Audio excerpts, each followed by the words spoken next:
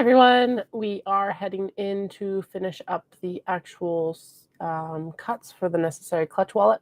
I know I've been working on these for what feels like forever, but that's okay. We're almost done. Oh my goodness. I was just out on a run.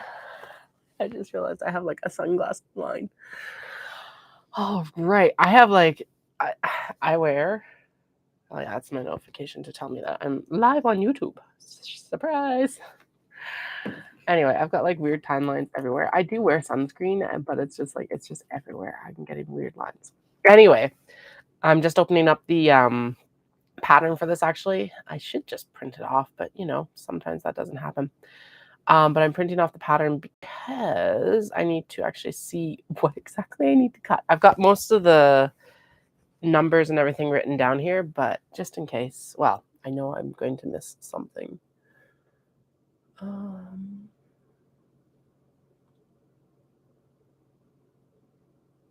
Okay, yeah, there's the pocket fabric, there's the exterior, there's the lining. And then there's the information for the card slot pockets and the pocket fabric. All right, so we're making these necessary clutch wallet. I've made them in the past from cotton and cotton linen blend, just to kind of make sure that stabilizers that I had chosen would work. And now we are making them out of kimono and obi, actually. So let me turn you. I will be cutting down on one. I will not be making one of the ones that I had originally said that I was going to, simply because I don't seem to have enough lining fabric for it, which is fine. Honestly, if I cut down a little bit of work right now, it'll be good. These will be available at Omat City, which is in Calgary, on August 12th. The show is actually August 11th and 12th, but I will be there on the 12th, which is the Saturday. All right, so yeah, we're going to cut down on this one, which I don't seem to have the lining fabric for, and that's fine, as I just mentioned. And then we got these are card slot pockets. So I have the two florals, which apparently are actually, I must have adhered it with the swirls. All right, so, I was going to actually turn the cutting mat before I started this process because I need the inch markings facing me instead of being on the other side. So I'm going to pop you down here on the desk for a moment. It won't actually take that much effort. Look at my keyboard for just a moment. Actually, no, that'll take too much work. I was just like, wait, there's a bunch of scraps on this end. All right, so that will not work. There is a quality control inspector on duty. Hi, cat. Yeah, I love you too. And then I've got my coffee and my water. My cold has actually subsided significantly, so I'm quite happy with that. And I know I say I don't normally drink on camera, but honestly, I need this coffee so bad right now. Training run today was, there it is. There's the lining fabric for this one. Okay, so we could cut that out today too. Sweet. So let's actually just transfer that, cut it, and then we can go ahead with the rest of this. Anyway, training run today was brutal.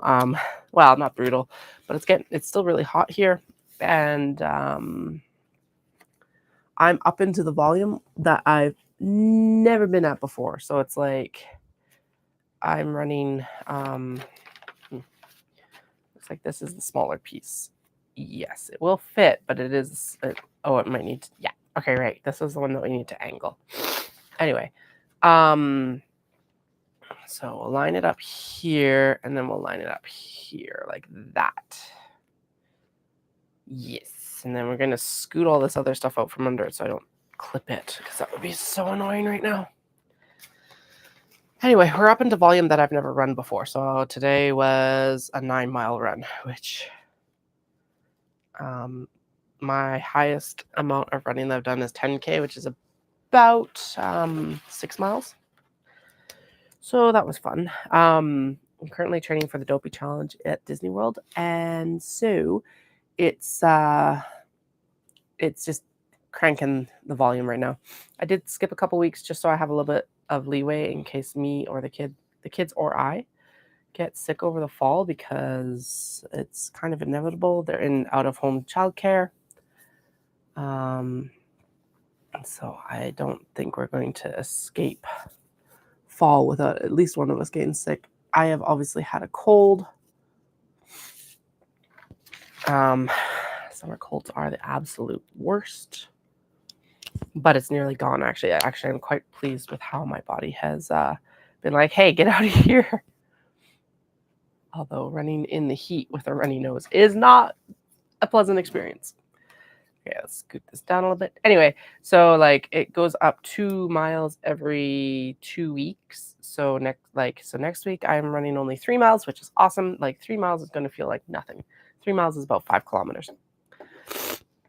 But in the following week it's 11 miles. So by the end of the month I will be running I was just realizing that like after 4 more weeks I'm going to be running basically a half marathon. Do I feel like I can do it? Actually, yes, I think I could. Can I do it in the pace that I need? I don't know. We'll see. Disney has, well, I think all major runs have a time limit on how long you can be on the course. Disney's is like 7 hours for the full marathon and 3.5 for the half. I'm like right on the edge of being able to accomplish pace. So it's kind of like, oh, it's nerve-wracking. 5 and 10K, no big deal at all.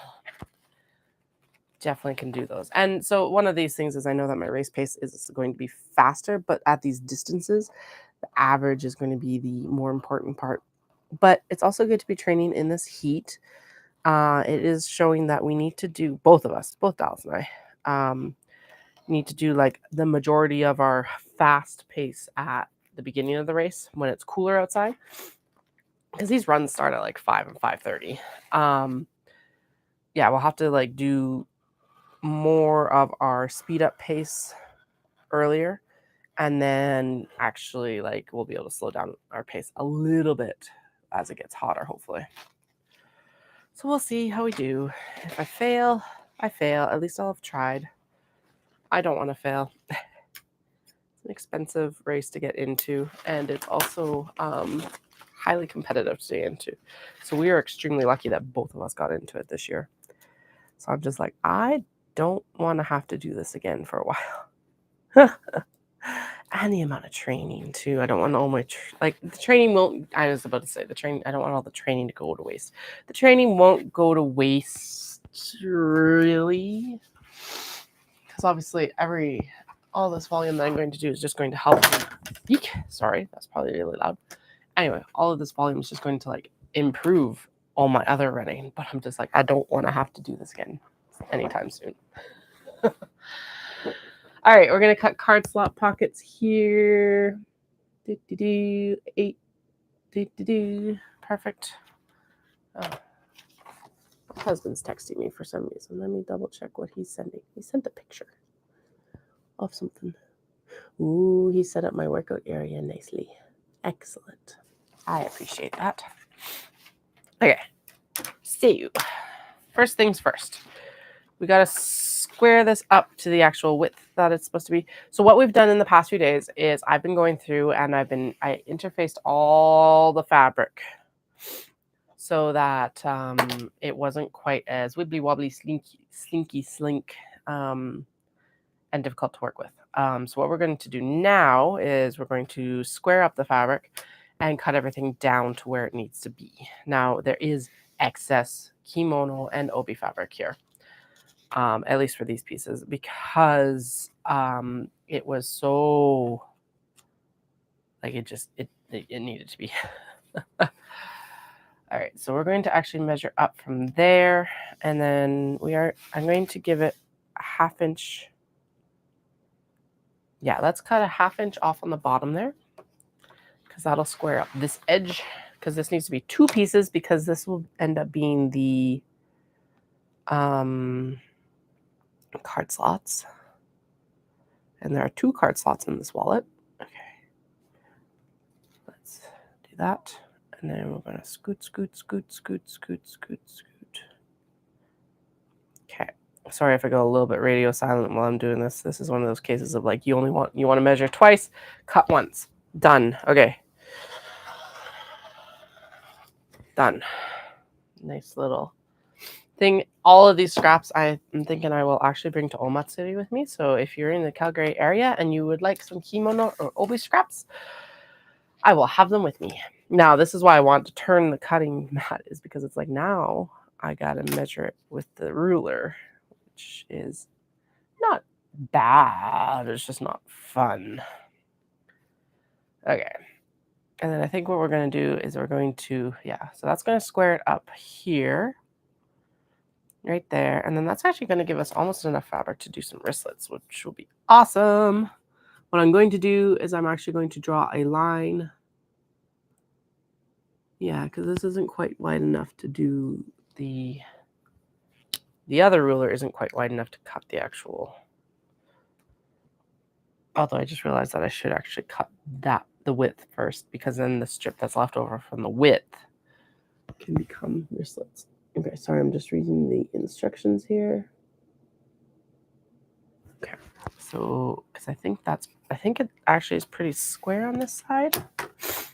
Or what I could do is it's like that's that plus that. So good. Okay. Yes, that works. So what we're going to do is we're going to square up on the bottom edge here. And then, here's the thing. As long as it's square, we're good. Okay, so let's do that. This. That's square there. That's square there.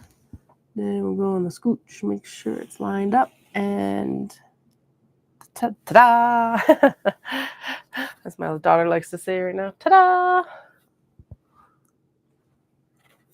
All right, and there's the other one, and then we're just gonna square up this with that. And if it's a little bit wide, that's fine, because this requires another trimming down to fit the card pocket slots anyway, or the card slot back. So I'm going to make it about 1/8 of an inch wider than it's intended to be. Now, actually, I don't know why I actually drew that line. We can just cut it like that. Line it back up. There we go. And we're going to go zip like that. And there's a nice piece for a wristlet, probably. And then this also, or it might just go in, I don't know. This one is a fairly delicate haughty. So there was some cosmetic defects when I was actually taking it apart to use. So all right, now that is definitely a scrap. I don't have any use for it. Okay, so there's that cut done. Now we're going to go up and through, and we're going to actually just measure it like this. Okay, so it's lined up at the bottom. Again, we're just going to square that up. We're going to scoot it right to that line. And then we're going to measure it. And then I'm going to also use that square ruler to mark my line. And now that it's the proper width, I can use the ruler. Okay, we are going to go a little bit, again, just a little bit generous, just in case stuff is wonky. This is fabric. It really does have a mind of its own. Yeah, I'm going to go like 1/16. I'm not even going to go 1/8 of an inch. There we go. Okay. Just take the rotary cutter, kitty. You don't need to draw a line. Done. All right, so there is 2 card slot pockets. Complete and ready to go. Okay, I can just sit there with that one. And then honestly, I should just take that and draw the lines on this one, and it would probably go faster. So let's do that. Why not? Zoom. All right. So in this case, we're just going to plop it right in the middle here. Yeah, this is a lot of extra fabric. Okay. Yeah, that is a bit of a waste this time. That's okay. Yeah, learning curve, right? So, part of this is like, again, I didn't want, like, the fabric was so slinky that was really hard to work with without the interfacing. But the problem is that not all the pieces need the same interfacing. So these card slot pockets are interfaced with the paper interfacing. Interfacing, if you're not a sewist, is what you use to stabilize and like add body to a project, basically. That's like Cole's notes. I use the paper stuff on the card slots because they need to be sturdier, and then I use a like lightweight kind of different one for the actual interiors. I think the card slot backs might still be the paper, but the rest of the like interior is the lightweight, because the card slots actually add a lot of body to the wallet, and so you don't like, I want the wallet to feel sturdy but not like too stiff, and so that's where we're at right now. Could I probably have cut these? Yes, but like, again, I didn't want them to end up too small or too large, and like the problem that I was having is that the kimono and the obi actually were kind of like warping as I was cutting them, so it was like it needed to be interfaced before I cut it. That's fine. This holiday didn't actually have that much usable fabric in it as it was, and I think we got as much out of it as we could have. There we go. There's 2 card slot pockets done already. Sweet. Okay, now I think we'll reset and redo it for the next 3. And then now I can still do something, obviously, with what's left over here. I don't know what yet. This maybe could become like a lining for a nice wristlet or something like that. But that does actually leave me more usable fabric in some ways than cutting it the way I did for the first set. So there we go. All right. Let's just fold and stack these.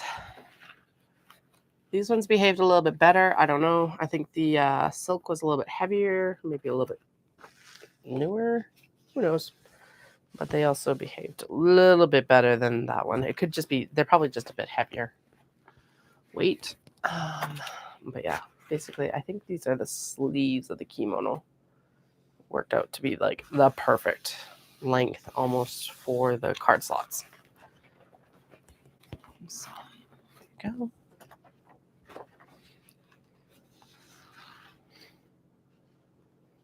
I think with most of these scraps as well, it's obviously very well adhered right now, but I'm pretty sure if you wanted the scraps, like to buy them from me, you can actually peel the interfacing off. Yeah, sweet. So that's not something I'm going to do. But if you purchase kimono scraps from me or obi scraps from me, it can be done. All right. I am going to lay these fold ends opposite. There we go. Actually, I think in this, really, would that have worked? Oh no, they're not wide enough to cut the card pockets widthwise. No, they are not. Okay, but excuse me. Screw it. Let's just take one of these and I'll draw around it and then we'll cut it like that. Oh, that is so gorgeous. Don't know if you can kind of see that leaf in person now, or on the camera. In person, it's much like more obvious. Now, I don't know how much of that will actually show up with the card pocket because it's going to get folded, but it's pretty cool. All right, just to make sure.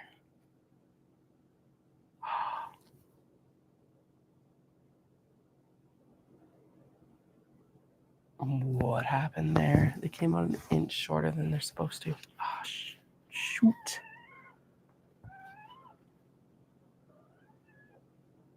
What the heck happened? Okay, so I'm glad I remeasured them. Okay. What we're going to do in that case then is I've got this extra fabric. We're going to sew an extra little bit on these pieces because they still have to be connected in the middle, and it'll be tucked in underneath the inner pocket, so it should still work. Because yeah, I don't want to. We're not. Okay, so be much more conscious of that with this next cut. So, all right. Oh, that's embarrassing to figure out on camera. And also disheartening because it's like, oh, I thought these were perfect. They are perfect, but it would help if I actually measured correctly. Okay, let's do one and then we'll cut the other two because that will minimize my risk of messing all three up instead of doing them all at once. Okay, so let's mark. So that is this length. So we're going to mark a line up here at this line because that'll be the square up line. And then, yeah, that works. Okay, and then we're going to take it down and that's where we're going to cut it for the length for the card pocket. These are the right width, right? The width is a little bit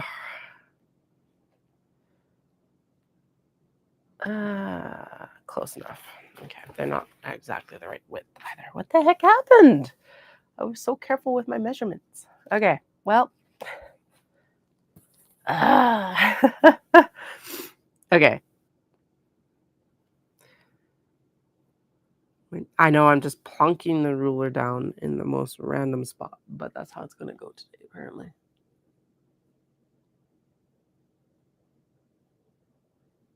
Oh, no. Okay, they are the right width. I was adding a 1/2 inch that they don't need. Okay, they're at least the right width. Okay. Okay, so it needs to go from there.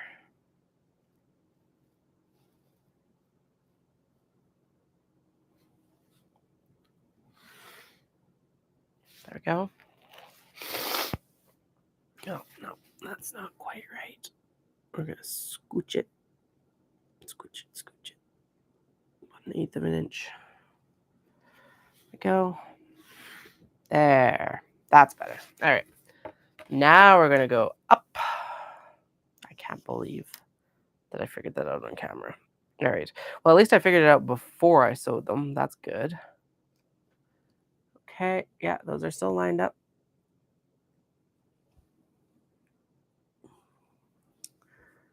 That's just an argument to get the templates, because then I could have just like thrown the template on here and be done rather than having to do all this fussy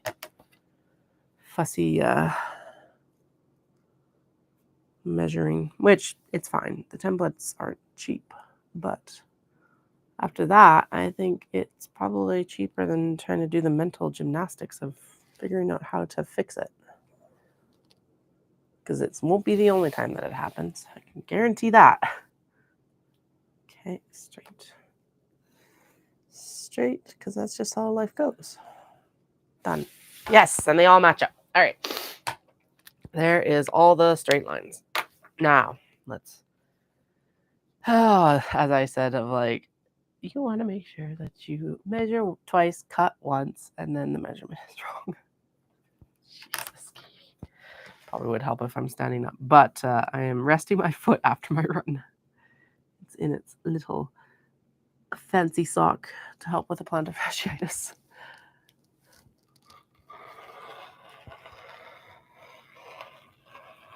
All right, there we go. That side is done. I am going to scooch this just that tick on this side so that I get just because, again, I can trim it down easier than I can add on.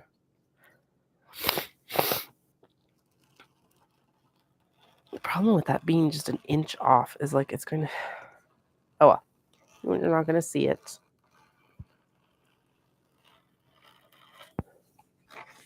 I'm like, I could probably sew it after I actually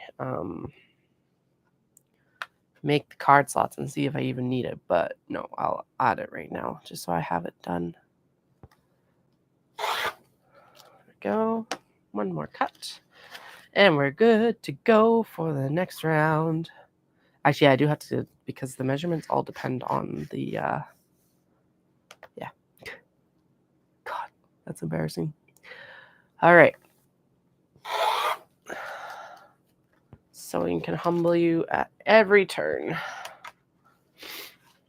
Okay, so let's bring these over and get their inch cut. Let's make sure that that's actually what happened. Yeah. Why does this look so much wider? What the heck has happened? Oh, right, because they're not supposed to be that wide. I did add the extra ½ inch on this one. That's okay. I would prefer the extra ½ inch. All right, so that is the correct width here. So we're going to add, we have to add an inch on each one plus the seam allowance. So it needs to be that plus, like, I'm going to add a ½ inch.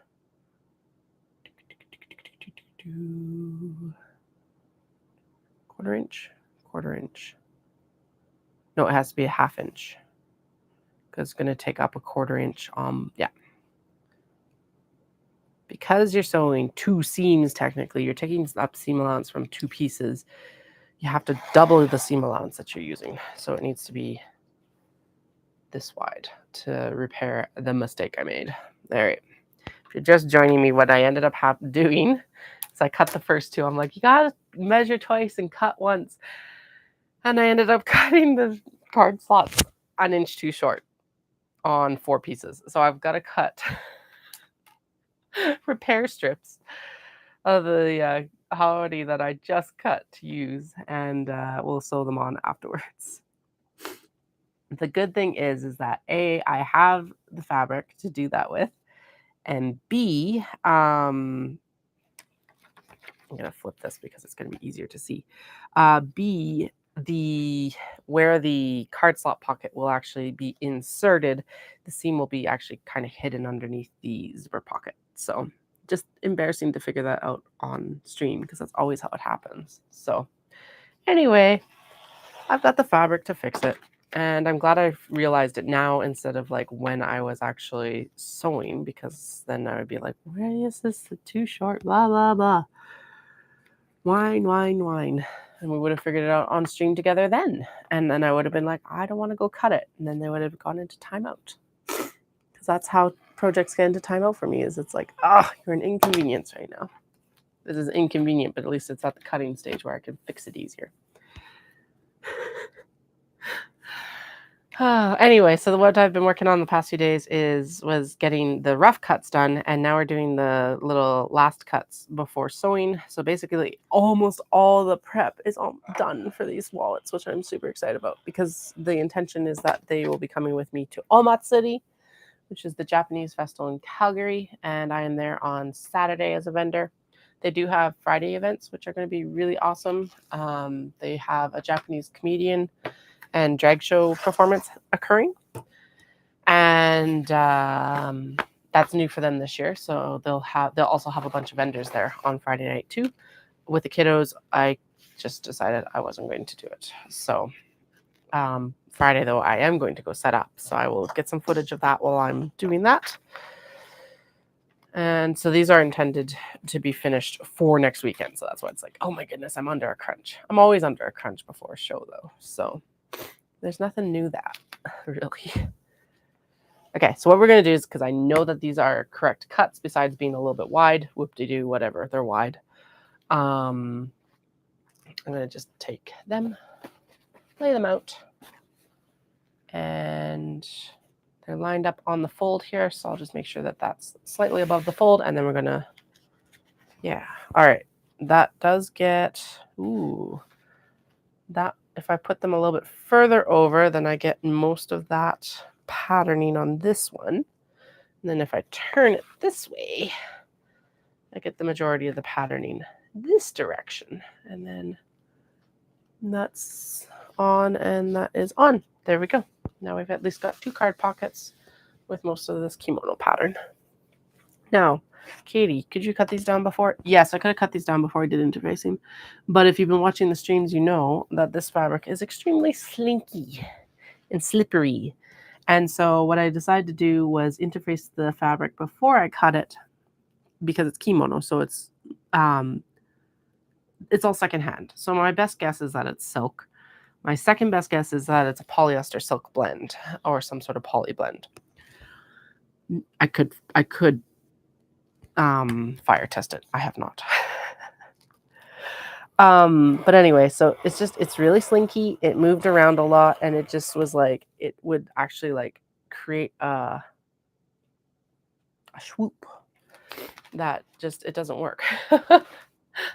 Like with card pockets that have to be fairly like, yes, I know these are a little bit wide, but like you can't have a swoop in a card pocket before you interface it because it won't work. So what I decided to do was interface everything before I cut it, and then to basically fussy cut it now. That's what I'm thinking that this is like the fine tuning cuts. So we're actually almost done all the card slot pockets, and then we'll go back into the card slot backings.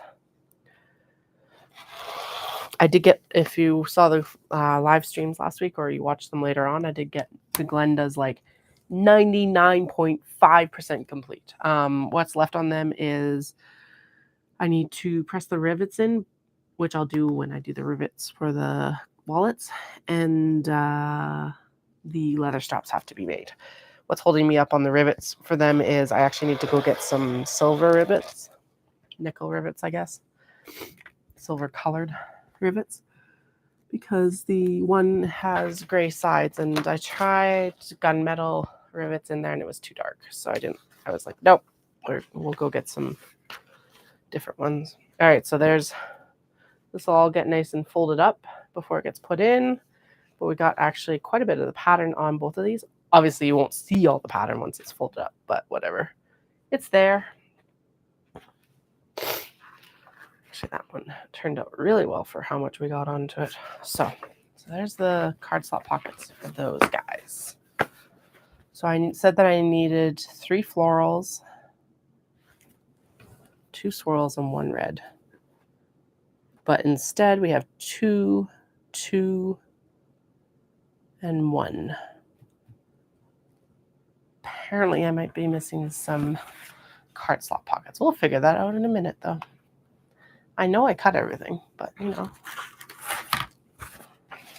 That's super like superstitious, but I swear in the last couple of weeks there's been like an invasion of brownies or something like that. Because stuff just keeps getting misplaced.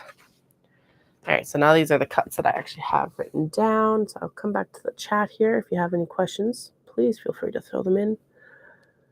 I'm just double checking to make sure that I've read these right.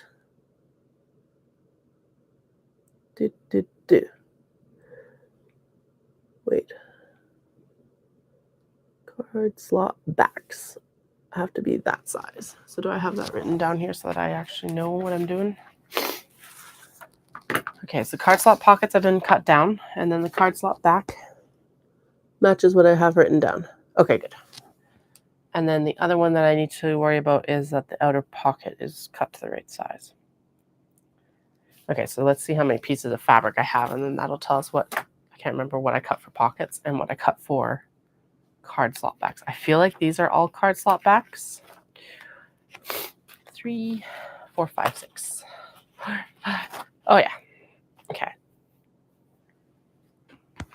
And then I think zipper pockets actually got, zipper pockets got lightweight interfacing, I think is what happened. The zipper tabs, they can just kind of be moved here because that I'll do on the fly at the machine. Oh yeah, there we go. There is the zipper outers and all of that nonsense. Okay, so I'm going to go with that, and we're going to cut these down for card slot backings. If I curse myself later, just know that that's what I figured it was.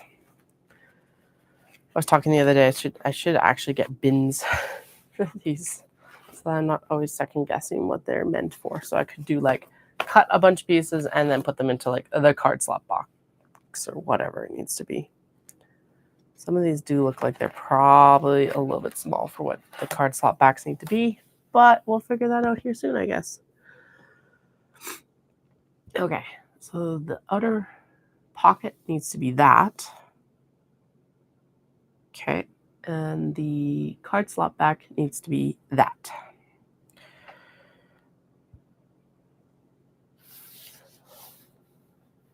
Okay, so this is card slot back. Yes. Okay. Okay, and then so that means that this is probably going to be a card slot back. Yeah, because that's, yeah. And then this will be a card slot back as well. Right? Close enough. We're going to go with card slot backs were put onto the paper backing or paper interfacing so that they're stiff to actually support the card slot pockets. That's my story. Not that I just have too much on the go and forgot. Actually, I think that was actually what happened. Okay. So you need to be, I'm sorry, I keep going silent because it's like I don't want to say the measurements out loud because this is a pay for pattern and that is not cool. If you do want to make this pattern yourself, it is the Necessary Clutch Wallet by Emmaline Bags. Okay, actually, and then since all the slot pockets are running this way, let's cut it this way. This is so off square, it's not even funny. Okay. But that, if I put it that way, we'll square it up correctly.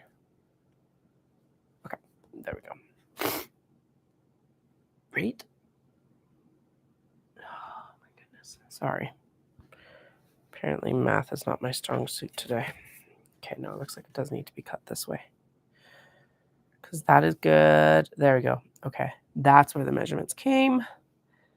And then you just kind of do that. We'll square up here, square out over there.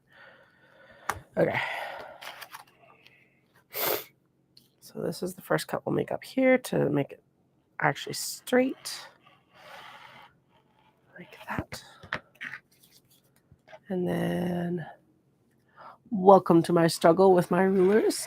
I was talking to myself earlier that I probably should end up actually getting the template for this wallet because apparently I can't keep my head on straight for hide nor hair. So I think once we're out of Omatsuri, that will be an investment.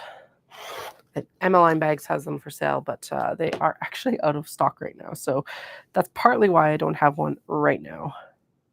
It's because there's one other shop in Edmonton, but it's cheaper for me to get it through Emmaline Bags with my wholesaler discount. So, all right, there is one card slot back done. Now we can take, I'm going to double check it, considering that I got burnt with the card slot pockets. If you missed that whole debacle, what ended up happening is I cut the purple card slots too small by about an inch. So when I take them to the sewing machine, I'm going to have to actually add on a space, which is fine. It's just like really had to figure that out on stream.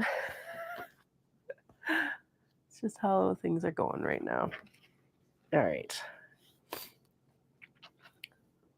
So this is just the fussy cutting to get everything down to size for the necessary clutch wallets because, again, the kimono is so slippy slinky that the interfacing is just making this way easier.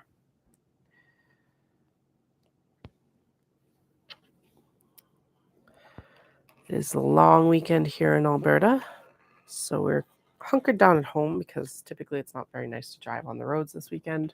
It's August long. It's kind of the last. We do have Labor Day, but August long is kind of like the last weekend before school starts. Long weekend before school starts. So most people, like, A, they're finally in like the groove of summer, and B, they want to go have that hurrah with their kids typically. So it's just nicer to hunker down at home and chill. Also, our house has AC, and it's not super hot today, but it's not cool either. I was actually out for a run. It was a 9-mile run because I'm training for the Dopey Challenge in Walt Disney World right now. And yeah, it was hot.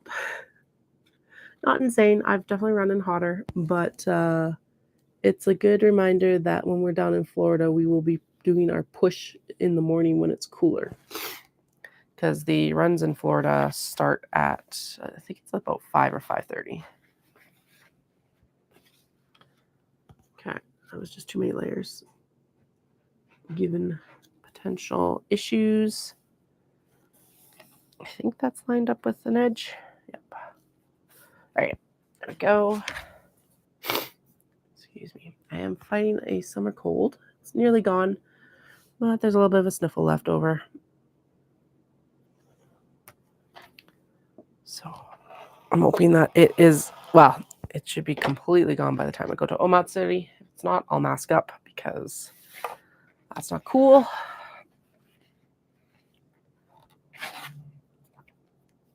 But I am going to need a drink here because talking this much definitely dries the throat out. And as always, if you have any questions, feel free to throw them in the chat. I love answering questions because it helps with my live stream of consciousness here. Especially since I don't really have any new stories. Summer's pretty boring because, for me at least, because I end up just working, basically. My kiddos are out of home childcare. My eldest is in a day home, or summer camp the week, every other week, which is really nice because then I get quite a bit of work done. But like, we don't end up doing much in summertime.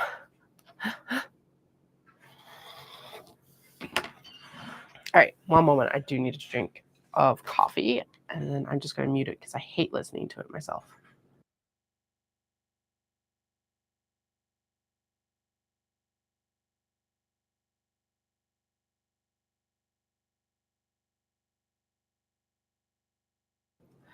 All right, easy.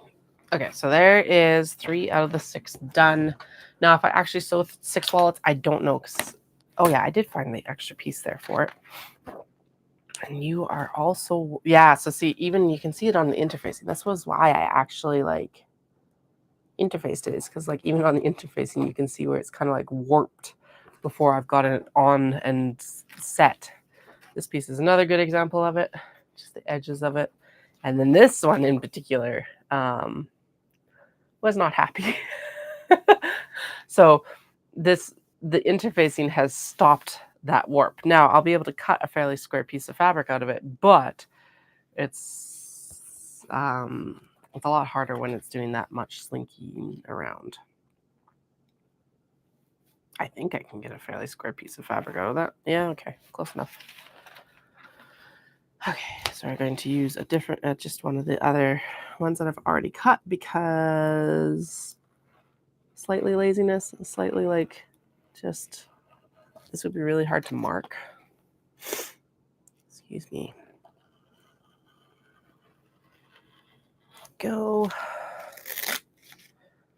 Now, these pieces of excess kimono and obi and everything like that will be coming with me to Omatsuri. A lot of it is interfaced. Some of it will not be. But if you do want to get any of the scraps, the nice thing is that it is adhered. And for the purposes of me sewing it, it's adhered. But it can be taken off of the interfacing, so you can use it for whatever you would like. Or you can use it with the interfacing. I really don't care. But for most people, I figured it would probably be better to not have interfacing on it.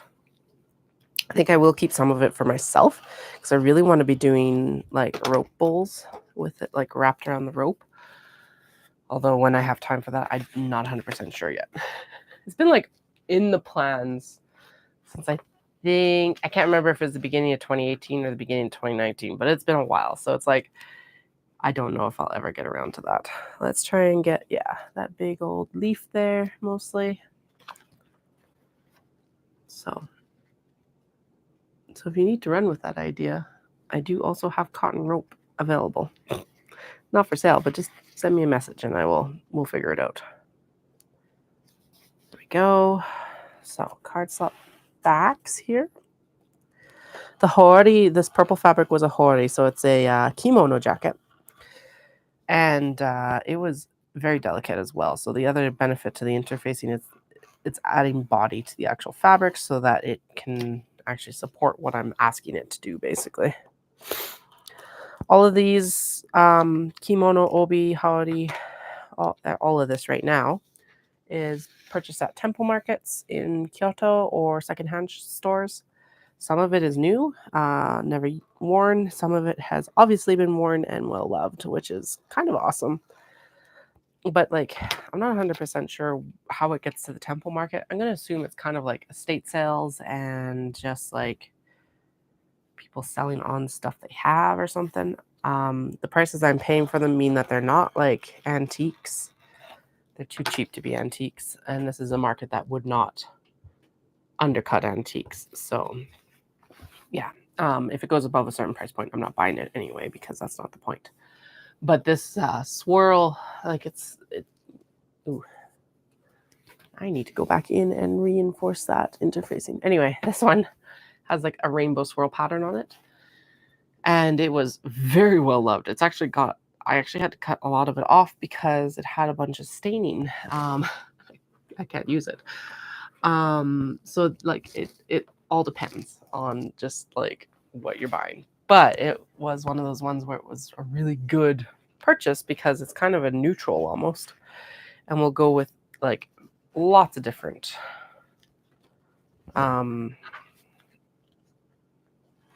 obi as a lining.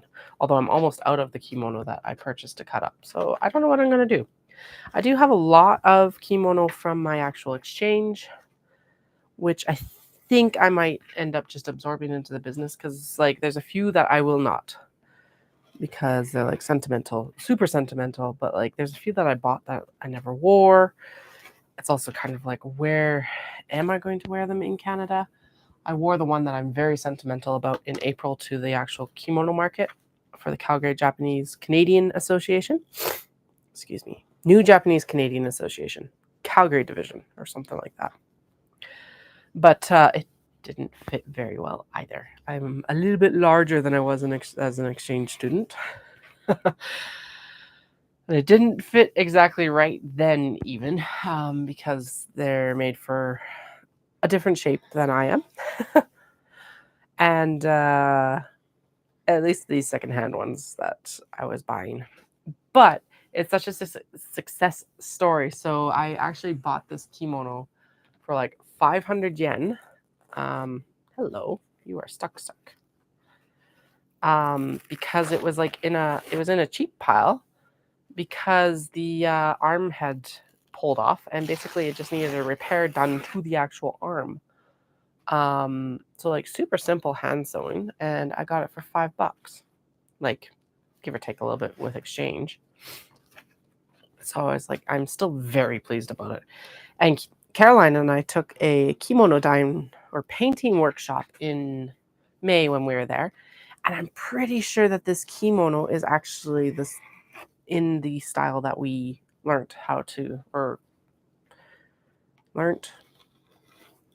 around with. That's probably the better description. While we're at this workshop. And so it's called Kyoyuzen. So there's kind of two main ways to paint kimono, at least from my understanding from the art and craft market, the museum. And one is stenciling, which makes sense. And one is hand painting it still. And so we learned Kyoyuzen, which is the hand painting version. And looking at the kimono that I got for $5, like when I was on exchange, it looks like it was this Kyoyuzen because of the actual like what would you call it, like the spread of the dye on the actual kimono. So it was really cool to see that might actually be the technique that was used with mine. The other ones are not that fancy.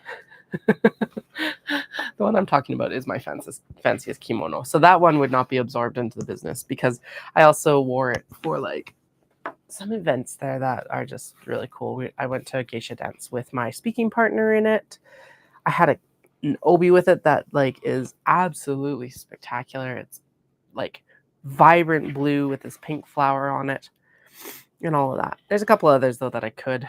One that I actually tore myself, and I'm like, it was like a pickup because I wanted to have a kimono, and I didn't know how often I'd get back to this temple market and all that jazz. I ended up going to that temple market every single month that I was there. And it's also what I aim to go to every single time I'm actually in Kyoto too. And I just realized the next time we plan to go may not be around that market. So I'm going to have to see if there's an alternative. Or there might be one in Tokyo or something like that. Like, it's not like the only places there's temples is in Kyoto. It's just the easiest access to the temples typically is in Kyoto. So Who knows? We'll see. All right, this one needs to be cut down because those are both there. Not that close, Katie. Ah, there we go. That didn't go into the seam allowance. We're good. Get out to here.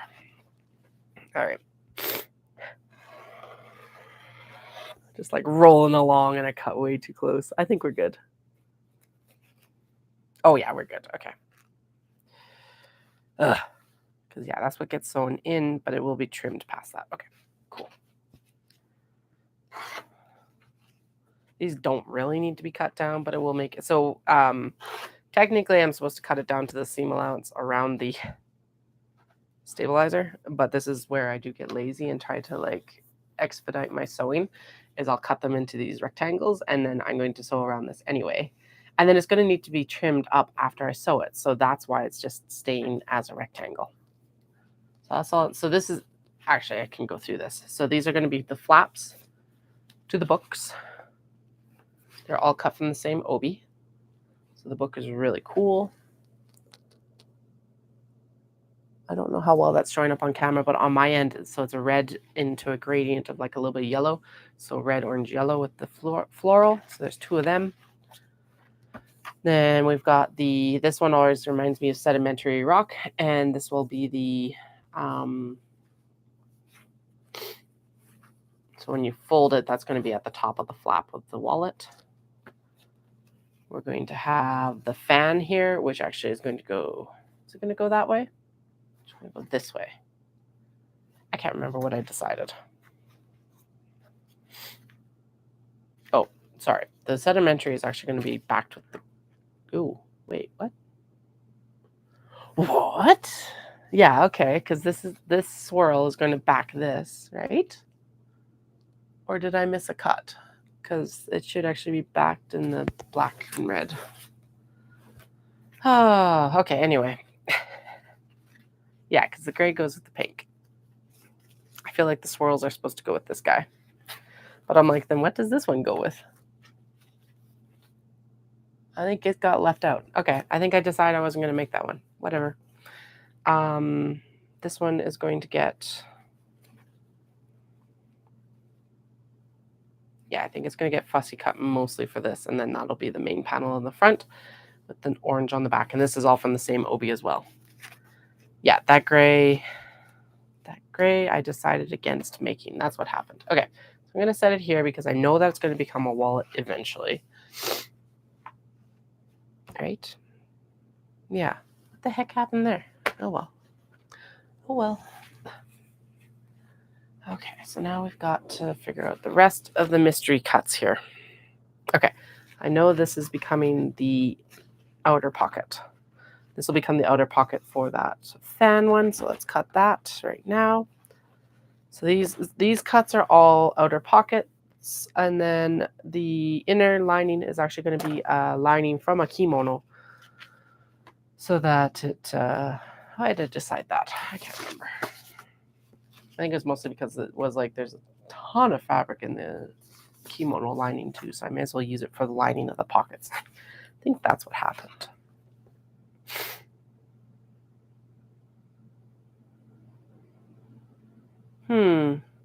This is not enough. Do I have two pieces of this? Did I not prepare it correctly? Doesn't look like it. Okay, well, we'll do the swirls because it has two cuts. What the heck happened? Okay. I do know I was doing a lot of this cutting when I was very tired last week, so we're going to blame it on that. All right, so it needs to be that by that. You're pretty much square right now. Sweet. Okay, let's do these individually to start with, and then I'll use one as a as the cutter, basically. Because you're basically square right now, like that. And it needs to be 1 inch smaller on one side and a 1/2 inch smaller on the other. Okay. So let's use this as the square edge. Square it up right now. There we go. And I'm going to flip this so I don't have to read it upside down. And we're going to scoot it this way. Yeah, there we go. And there's kimono fabric under all corners of this ruler. And then it needs to be that. There's the 1/2 inch off. And then it needs to be, that's square on the bottom and it's square on the top. So let's go with the top because it looks like it's a little bit more square. And we need it to be that. So there's the inch off. Okay. Rotate it again. Oh, okay. Well, that's easy enough to fix at least. Okay. There we go. And trim.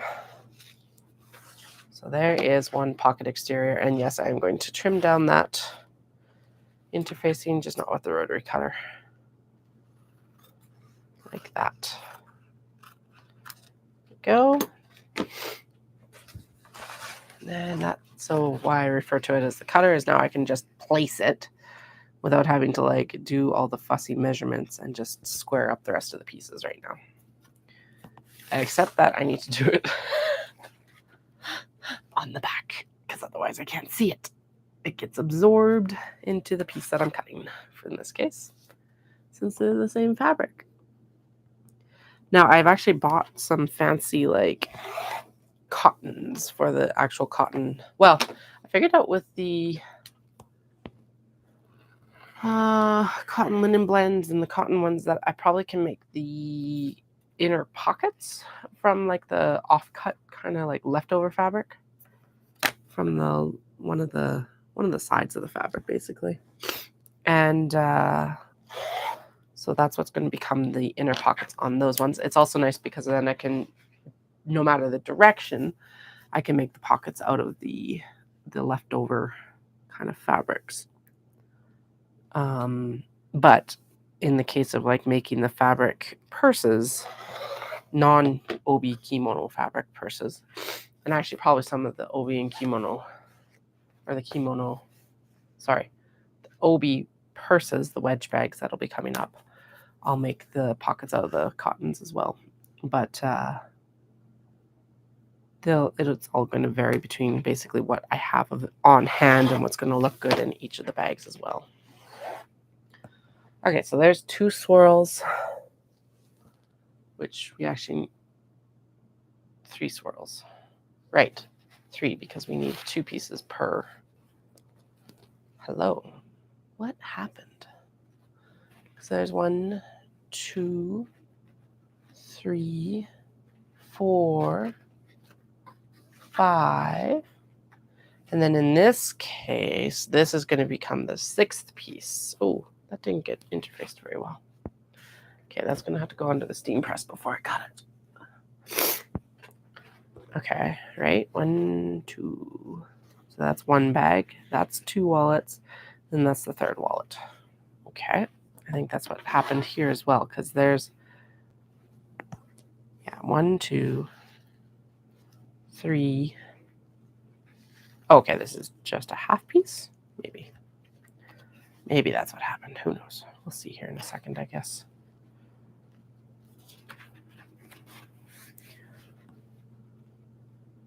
I will never say I'm very organized, that's for sure.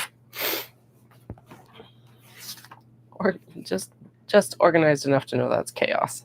All right, I'll tighten it up out there as much as I can because I think this might be intended to be the other half piece of this, but it's not big enough. Oh, it is. Okay, I just got to cut it the other way. Like that, probably. That looks better. And then it's going to go like this. And it's going to go like this. Yeah, okay.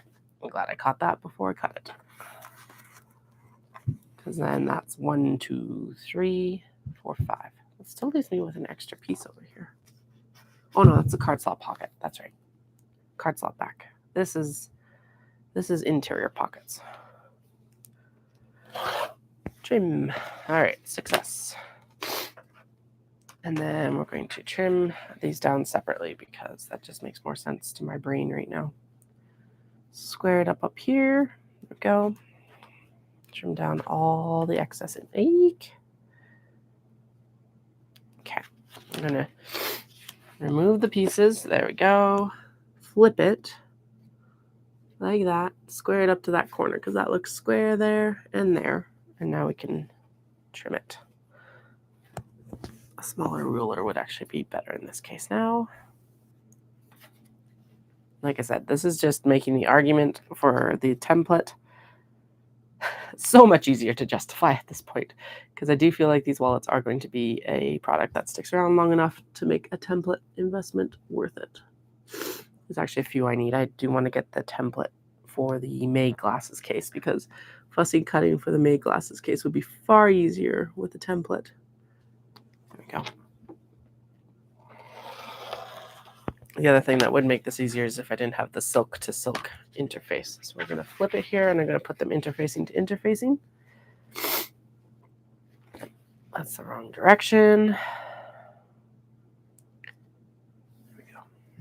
Okay, let's just trim it up by hand here. Sometimes that's just a better way to do it. Except apparently that I need to get the rest of it off. Hello.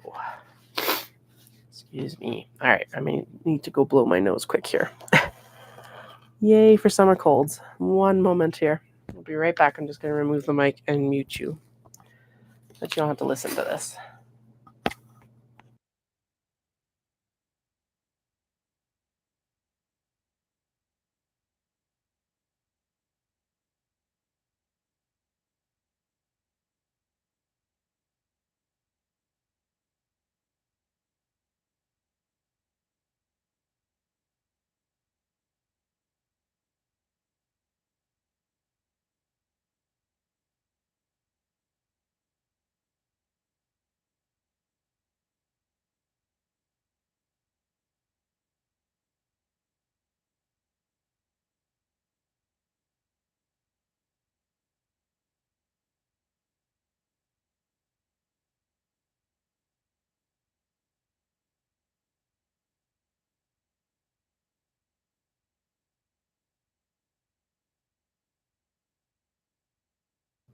All right, we're not going to be as sniffly anymore. You can actually hear the fact that my sinuses have cleared out a bit. Whew, the scent in that hand sanitizer is strong today. All right, let's get the last of this done and dusted here. There.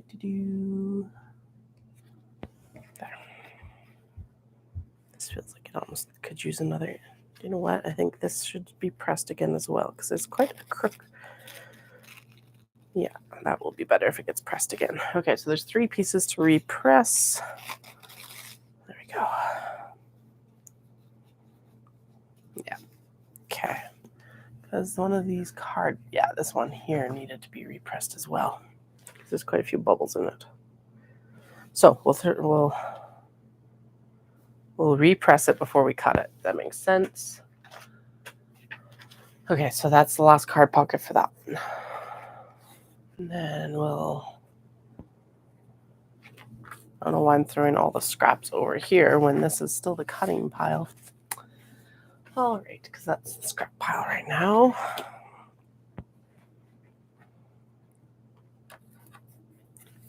Actually, and I'm going to turn the press on and get it heating up so that it can just go. It'll just beep at me when it's ready. All right, let's line this up and see where we're at. Looks like it's wide enough, and then it's just, okay. So let's, right? 8 by that. That measurement by that measurement. Yeah, we're good on that side, so we're gonna cut. That's mostly just interfacing on the bottom. And then we're going to cut the height of it like this. Like that. So it needs to be that by that. Ooh, okay. Oh, okay. There. Excuse me.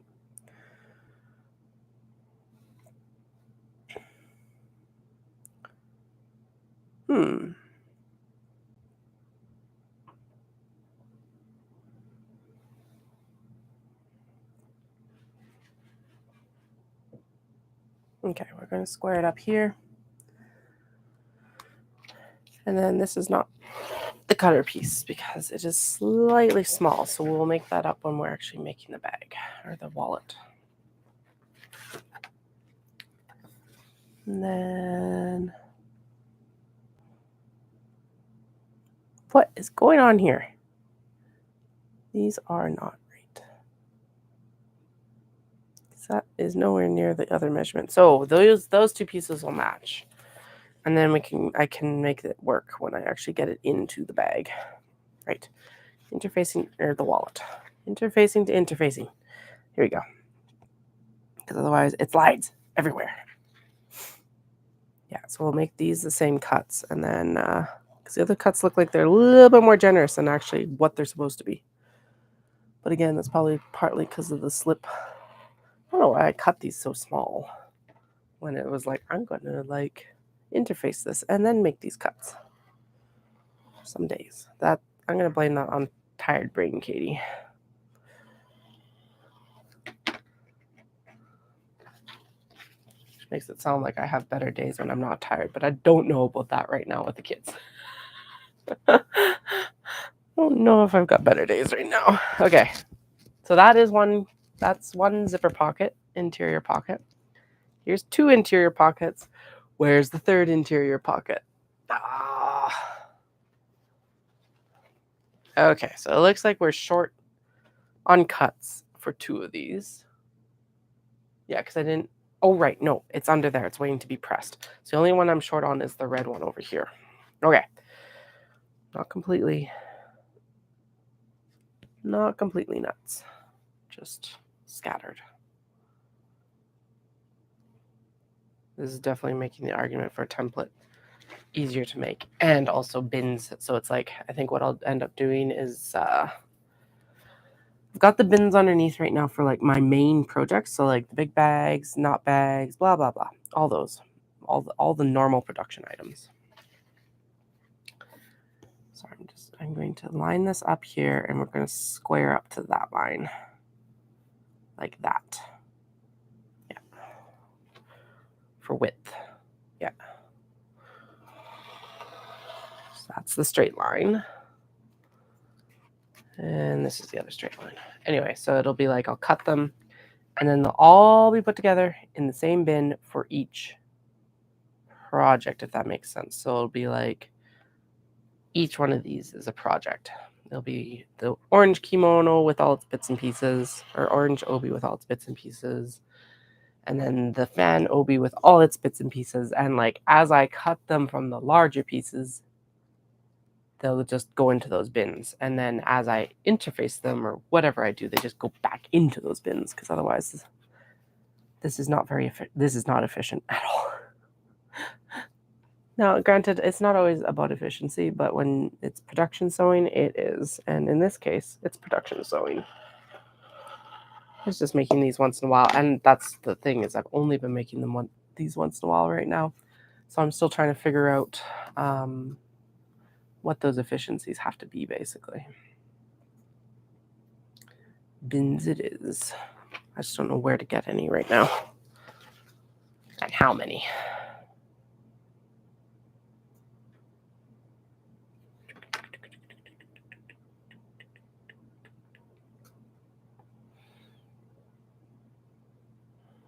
I got that ½ inch too short. Okay. So it's going to get another strip. Again. Oh, goodness. Okay, so this is not wide enough. This might be wide enough. Yep. Okay. So that'll get a strip. Just to fix it at the bottom.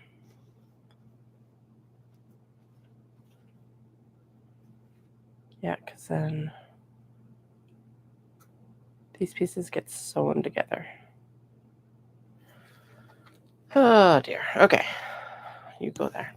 I'll leave it wider because that'll make more sense when I'm actually doing it. And then we're going to... So that one is going to be the one where it's like got the two-pieced side on the other side, just to make it more coherent, I guess. I don't know what I'm talking about, but all right. That is the correct measurement. And then that is the too large measurement. So let's just cut it down from here. That's the correct measurement there, right? Actually, it's too large. That's okay. That's better than being too small. And then we'll do the smaller. One more fussy cut. An extra cut is better than having it wrong again.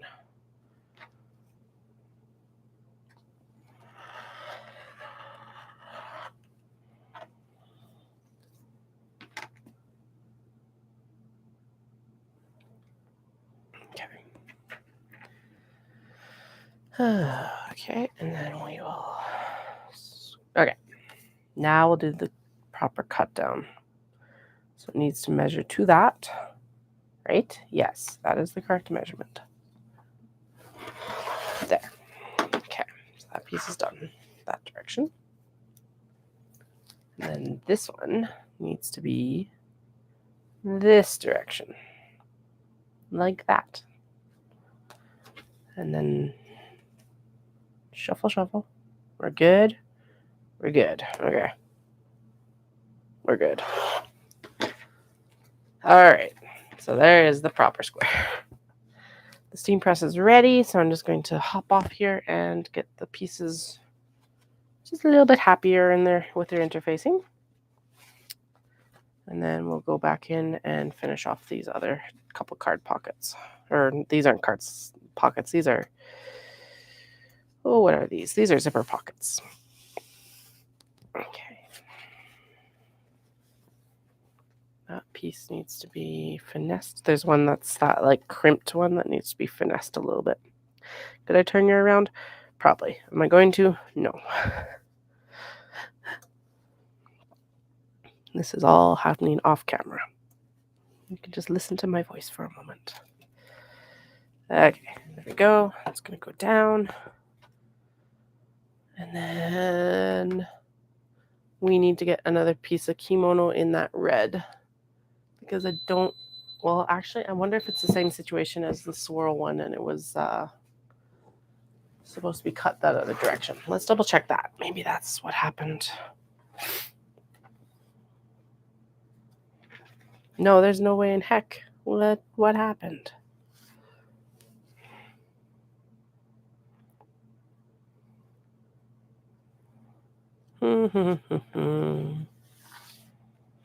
Because that would be the measurement correct. And it's like it's a 1/4 inch too small.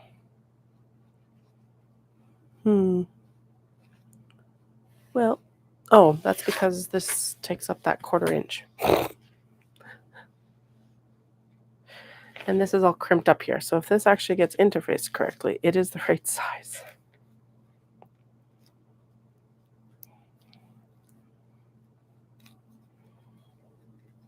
Okay.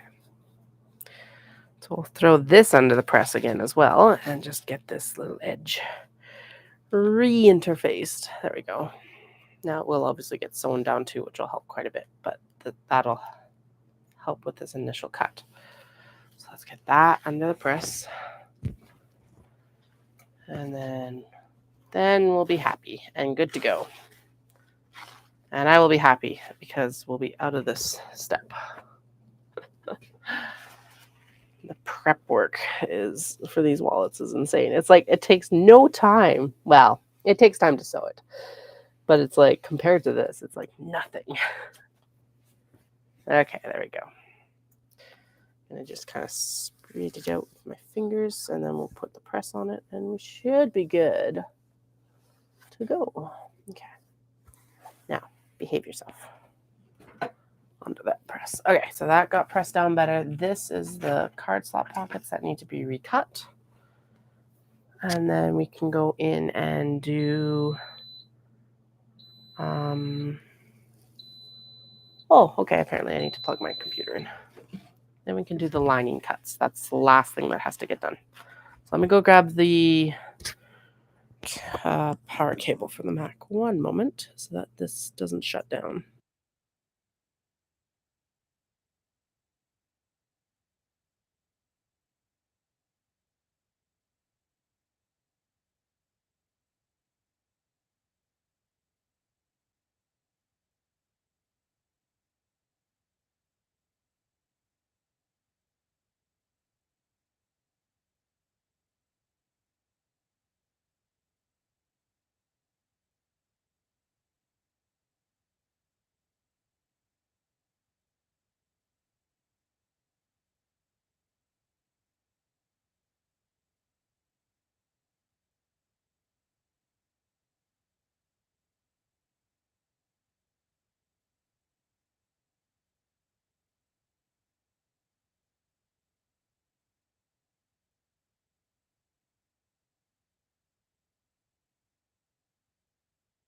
All right, well, at least that is an avoidable tech issue of my laptop going to sleep.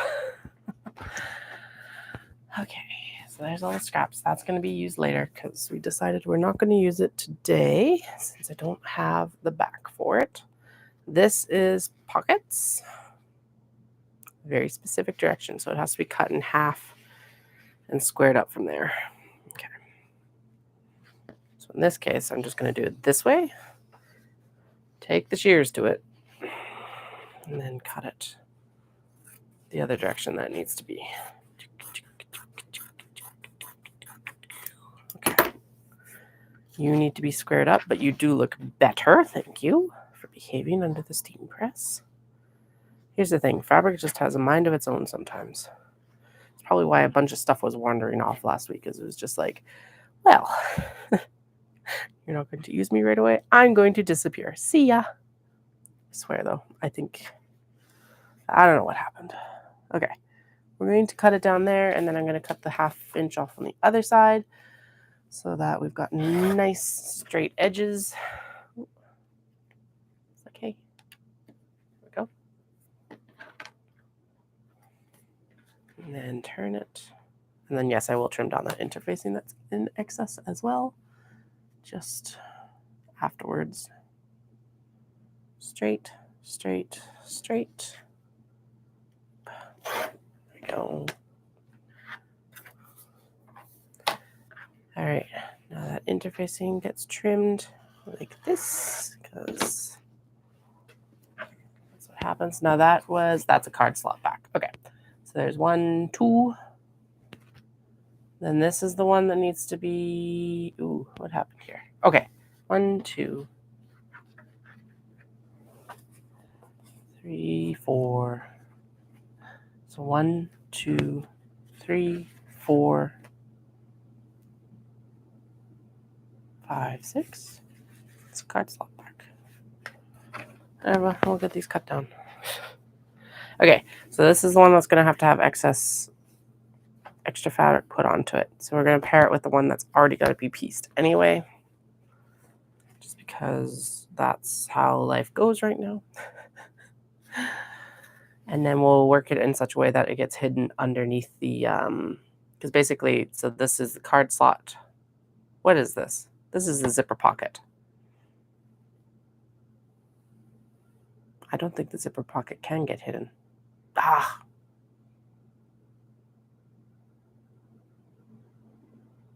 It cannot. Okay. Okay, then we're going to keep these pieces and set them aside for now. Do I have another piece that's been interfaced? I might. It's obviously interfaced, but do I have enough? I think we've got enough. I think I can fudge it. Wait, which direction is, I think why I didn't choose from here. Oh. So we would need 4 pieces. So part of why I didn't use this is because the direction of the print would have to match like this. So can I fussy cut 4? Because that'd be 1, 2, 3, 4. Yep, there we go. Using up the other scraps, and then I can use that square for something else. I don't know what yet, but we'll figure it out. We'll get something out of it. Okay, so this needs to be that by that. So what are the measurements? I think it's width by height. Yeah, width by height. So the height needs to add an extra, so each of these are going to have a 1/4 inch seam allowance. So you need to have an extra 1/2 inch. An extra 1/2 inch. So they need to be that by that. Okay. They need to be more square. So these need to be, yeah. Okay, so I'm going to cut down this thing first, and then we'll use it as the cutter for the rest of this nonsense. Okay, so that's the width. So we're going to cut the width first.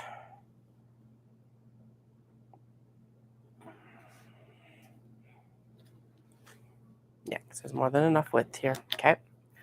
So width. And that was a little bit generous because I need to square up this edge. So now that's the straight edge that we'll work off of.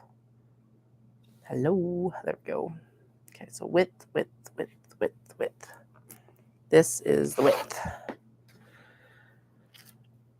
And then to make that, it would need to be that. So that needs to be this. Okay, math. Again, I just don't want to give the measurements away because it is a pay-for pattern. Now we do want this to be like a part of the focal point for the zipper pouch. So we're just going to trim down the top here and square it up. And then we'll make the official measurement from that direction. Then we'll make sure that this pattern ends up at the top or visible part of, like the super visible part of the actual zipper pouch. You know what? I'm going to give it an extra 1/4 inch. Just with how the today is going, we're going to give it an extra 1/4 inch. If it's got a 1/2 inch seam allowance, I can work with that. It's better to have the extra than not enough. All right, you need to also be just slammed under the steam press quick. Apparently that section just didn't want to press very well. Okay, and then this will be what we fussy cut. Well, I guess actually, so this square we could cut down for this. There we go. We're getting there. Yeah. Like that. Oh, you are loose too. What the heck? I just did not want to press onto this piece, apparently. All right, let's try this again. Throw it under there too. Maybe I put too much on top of it. It's like, okay, that's better. It's interfaced now. Especially if I let it actually sit and set for a minute too. That will probably help. Anyway, so we could square up this piece and actually still use it. And then we could use this nice little fabric bit right in here for the rest of the zipper pouch. Let's do that. I know that looks like a lot of work, and it is, but that's okay. All right. Better? Yes, there we go. Now it's not loose anymore. Okay. So the decision was we're going to fussy cut through here. Okay. All right. Yeah, that looks good. So that's one. Then we can fussy cut this piece, 2. And then that's the only one that doesn't end up with some sort of pattern on it, which is kind of annoying. Oh well. There's nothing I can do about that right now. And at this point, it just needs to be used up. Okay. So we're going to do interfacing to interfacing on the back here because otherwise it doesn't work with the slippy slide. So hopefully today, the goal is to finish up the cutting here. And then it's only 20 to 3, so I'll probably actually head over to the sewing machine. Well, okay. We have to finish the cutting, and then I will do the card slot folds because I can, like, press it with a little seam roller. Come here. What are you doing? So that'll be the 2 things we do today for sure. And then hopefully I get to sewing. Whether I do that on stream or not, I'm not 100% sure right now.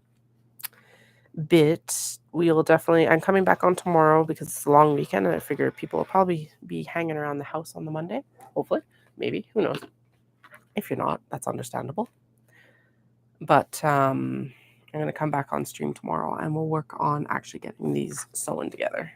If I haven't already finished them. If I have finished them already, we'll be back in the cutting room, and I'll be working on the kimono wedge bags. Because, you know, there's not enough to do before Omatsuri. I doubt that I'm not going to be done sewing these tonight. So just with how things are going this week. But I can hope and dream that I will be. All right. And we're going to take the cutter and do, oh, I don't know why I'm doing that. We're going to take this guy like this and square it up again. All right. Salvage. Without having to do a bunch of like rigmarole to get stuff fixed properly because I already have to do that for other cuts. There we go. Down. And even if this is a little bit rough cut, I'll cut it down a little bit because it looks like I didn't quite get, I didn't get super tight like I needed to. That's all right. Nope. I think it might be time to change this blade again, which is nuts. Well, I guess I've done a lot of cutting the last couple weeks. It's like I just changed the blade. Well, I say that. It was probably 3 weeks ago, now that I actually think about it. 3 weeks ago? It's at least 2, probably 2.5. Okay, there we go. Now I'll just... Now that the excess fabric is out of the way, it's just sometimes easier to do this like a little bit of last trimming once it's out of the way. All right, there we go. Zip through there. And we're good. Okay, we salvaged the zipper pockets. All right. Now what do I need to do? I need to trim down the last piece of the swirl fabric. This was the cutter for that. And then we need to do the lining pockets, which actually should be a little bit quicker, maybe. I don't know. I say that, and it won't be. So the zipper pockets will get a zipper, as per their name. And then they get actually inserted into the bag. They're like one of the last things that gets inserted into the bag. And the wallet, I guess. The wallet gets like wrapped around them, and it's like the finishing thing that makes it all come together really super pretty and like magic. So that's why I'm being very careful about the measurements on the zipper pockets as much as possible, since it's like the defining factor to make sure that everything is the right height and like width and all of that. So. All right, so there is that squared up. All right, so there's the zipper pockets for all of the bags, all the wallets. Wallets, Katie, not bags. You're not working on bags right now. Now we need to do pocket linings. So this is pocket lining. This is actually lining from the kimono itself. I've interfaced it with the light interfacing, because if you add too much interfacing into the zipper pockets, they become too stiff. Like I want these wallets to feel nice and sturdy, but not stiff. And that's how you solve that. Okay, so each of these needs to have 2, just 2. So that's pretty easy. I don't know why I'm still throwing all the scraps over here, even though that's the pile of work stuff. Oh well. So let's make the cutters, and then we'll go through and do it. So 2 times those measurements, which are darn near close to what is already here. Okay, so we're going to square up the width, and then we'll do the height cuts. There we go. So that is the width that we need, like that. And then this kimono lining though is so, yeah, you can see my hand through there quite easily. It's very delicate. So it got interfaced with the lighter interfacing, again, just so we don't add too much bulk to the interior of the wallet, but it also needed it because it was just, there's not much there for fabric. Okay, so we're going to square up that height a little bit, and then I'll do the other cut on the other side so it's square. Go. This was definitely a case of it needs interfacing, and it needs it as fast as I can get it on there. Like, there's so much of it. There's no point in wasting it either. So that's why we're here today, doing the rest of the fussy cutting. This is going to be really hard to cut, though, because it's like going to be impossible to see against its own white background. Okay. Good. Should I move it over this way? There we go. We're going to move it over there. Kind of. There we go. Okay. Cut here. It's like ever so slightly ivory, off-white. But, oh my goodness, that is not easy to see against each other. All right. There we go. It's also like sticking into the cutting mat. That's how fine-grained it is. Is like as I'm cutting it, it's getting stuck in the cut track. All right. So note to self, this is maybe only the only time you do this. Go. Yeah. These interfacing, so I was complaining a couple weeks ago when I was cutting these of like, the kimono just slide everywhere and the obi just slide everywhere. And then how do you work with the silk? The interfacing has resolved a lot of those issues for me, at least. So that's good. All right, so there's one zipper pocket. We're going to line these two up and cut them together because interfacing to silk will be okay. They won't slip slide a lot. And we're going to flip it so that I can see the larger piece with the smaller piece. There we go. We'll square it up based on this edge. Yeah. Square it up based on that. Ready? Go. All right. Is there a kimono there? Not really. You need to be scooched right up to this edge. You have interfaced extremely well compared to some of these pieces, though. Of course. Excuse me. Okay, let's see. That's also a square edge. Oh, you're good. Okay, good. Now we're going to scooch them so that they're lined up top. We're kinda, and then we'll see what we got here for width.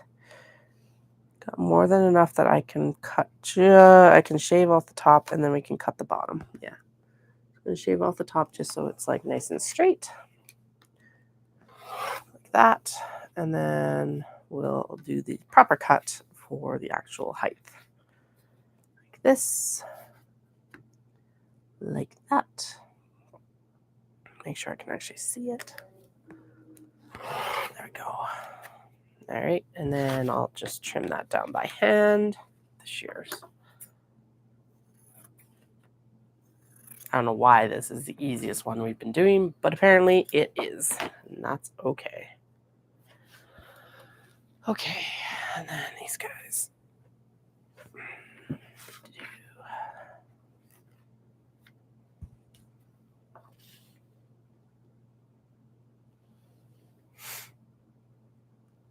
Okay, so how many we're supposed to get out of this one?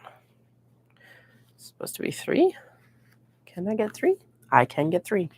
Sweet. Okay, so let's interfacing.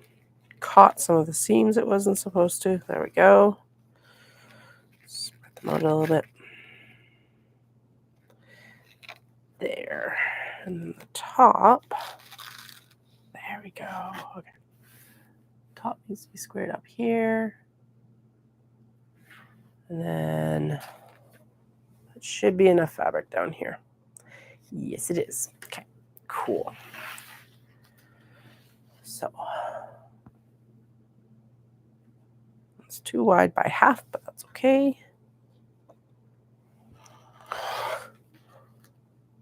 Go. And I think what I'll do is I'll cut the heights. Yeah, so that was, I'm not going to touch the width yet. I'm just going to do the heights, and then we'll do the width. I don't know why I keep doing it so that I'm cutting left-handed. I'm not left-handed. There we go. I can just flip it. There. Okay, and then this one is next. Just kind of scooch it apart so that I can actually see. There we go. And then one more, and then we'll get it to the right width. Sweet. Okay. Like that. All right.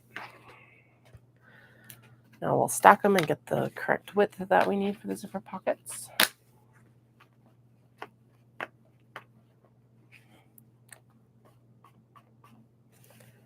Okay, so they need to be trimmed down on both sides. And they need to be trimmed down to that. All right, so we're gonna say that that is there, that is there, done. And we're just gonna flip everything because I don't feel like cutting left-handed. Square it up, and zip. Perfect. All right, I'm gonna have a little bit more coffee in between these cuts.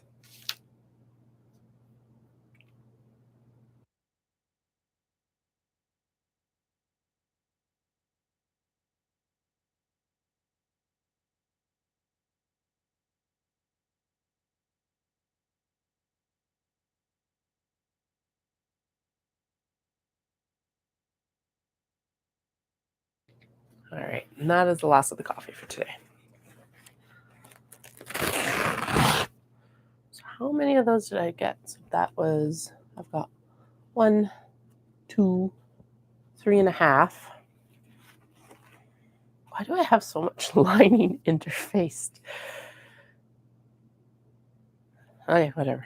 Doesn't matter. Okay, so I said I had 3.5 there. We'll get the last couple cuts done here. And then we'll fold up the card slot pockets, and then we'll go and sew, hopefully. If I can get sewing before dinner, that would be amazing. Why are you wider? You shouldn't be wider. But you are. Okay, you are not supposed to be wider. So we're going to trim those down. Snip, snip, snip. Like that. There, that's better. Okay. So let's do the height, and then we'll do the width cuts again later because that actually was a lot easier. So we're going to square up the bottom here. Kind of like that. Go zip. The rotary cutter. Such a satisfying sound when the rotary cutter works well.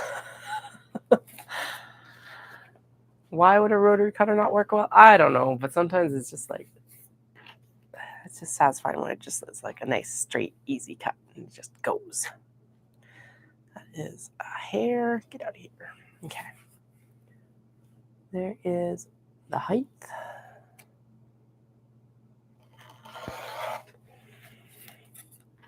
Make sure I'm quiet while I'm cutting with the rotary cutter, and hopefully you can hear it because, yeah, it is just, for me at least, it's a nice brain scratch. So good. Okay, so that is 4.5, 5.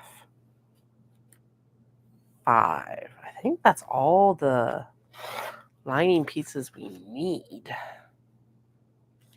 So we decided to ditch one of the bags. So we got 1, 2, 3, 4, 5. Oh, sweet. Okay, yeah. So I'm not going to cut. The rest of this can be tucked away for making zipper pouch linings later. Bye. Oh man, there's so many scraps from these cuts. Oops. Like I said, I'll have all the scraps with me at Omat City, and you can, I don't know, how should I do that? Maybe like, if you're watching this and you're coming to Omat City, would you want like pre-bagged scraps, or would you like grab your own scraps? Like what would work best? I'm curious. Because like I've pre-bagged scraps before and they don't do well. So is it better just to let you like grab your own? Fill a bag for a certain price? I'm open to either. I really don't care. I just want them to be someone to take them and use them. Rather than them languishing in my, sewing room. All right. We did it. Now we're gonna fold the card slot pockets. I need my little seam roller for that, it fell down for some reason. It was like, I wanted to quit for the day, but I'm not letting it. Okay, so we need this. I need the measurements off of the actual, what is this called? The pattern. There we go. Okay, I'm going to just scooch this over. If you have any chat questions, I will answer them as I see them. I'm just squeezing everything up so that I can there we go. I've got itty bitty little video preview and my pattern so I can actually see where I need to measure for markings. All right. Come here, my pretties. Now let's make sure that I have enough card slot backs. Oh, right. We might have to run to the sewing machine for these guys. 1, 2, 3, 4. And those need to have the extra added onto them because I screwed up the cuts. And that does need to happen before I actually do this because The cuts are based on the actual length. Okay, so 1, 2, 3, 4. So that's 2, 3, 4, 5. Interesting. I wonder where the actual... All right. I must not have prepped for the gray. Well, I think I have enough battery power for you to come over with me to the sewing machine. So come with me. Let's sew these together. And then we will come back and we will do... Actually... Yeah, it's easier to work. Sorry, it's like I could just take you over and we stay there. But no, it's actually easier to work on the card slot pockets here because the desk behind my sewing machine is a disaster right now because it's busy. Although if I get out there and it's okay, we'll move everything out. No, there's no room. All right, this was a good call then. So let's pop you down on my sewing desk here. And what can you see? You can see the sewing machine. Perfect. There we go. Get myself seated. And then we'll get these added on. So what I had to do is I did cut a little bit extra just because it's easier to cut it down afterwards than it is to cut it, like, you know, adding again. That would be so annoying. And I'm pretty sure I did the right seam allowance and all the additions I need to do. And what we will do with these is that the card slot pockets, it will be easy to hide this extra seam on, I think. Not like I have much choice because I don't have any more of this already. It was very delicate. And so when I was taking it apart, there ended up being a lot of like holes from pulling the stitches out. So I've used as much of it as I physically can. There'll be quite a bit available for scraps just because of that reasoning with the holes and all of that. So actually, I guess I could do the card slot shaping on this desk, but I don't know. Or I could just move a couple things off of the desk behind me and we would be good. So I think we'll just move out here because it's a little bit brighter. It's better for me, better for my mood.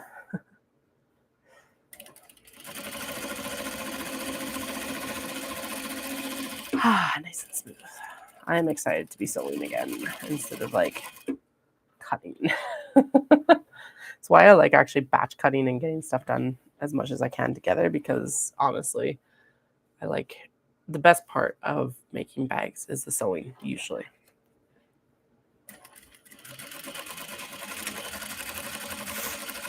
But it's just like any creative business or creative endeavor, is there always ends up being something that like, and I've talked about this a lot in the last few weeks, but there's always something that like slows down the process.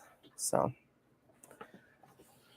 the prep here is definitely it. But I think that, again, that's something that's true across all handicrafts, is it's like the actual act of the creation and not the prep for the creation is very short. It's all the prep work that takes like all the time. So knitting, it's winding the yarn and doing the swatches and all of that. And like, actually, I just realized even with pottery, it would be like wedging the clay and things. So yeah. All right. I will go grab all of the stuff out of the cutting room and we'll come out here and actually work on this desk here.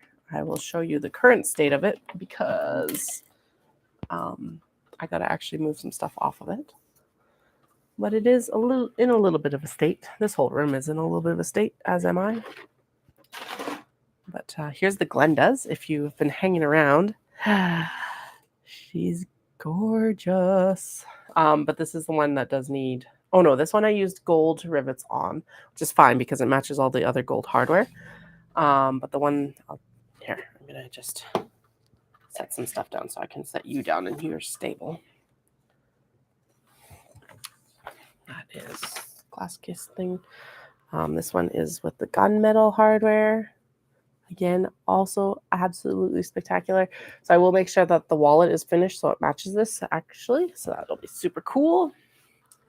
These are just waiting for the rivets to actually be pressed in. And then this is the one that needs the nickel hardware because there's not enough gold on this. It'll look better with like the silvery nickel hardware. But like, oh, they turned out so well. I am so pleased with how they look. But my desk is still a disaster after them. So let's just kind of throw the scraps down in the scrap pile for now.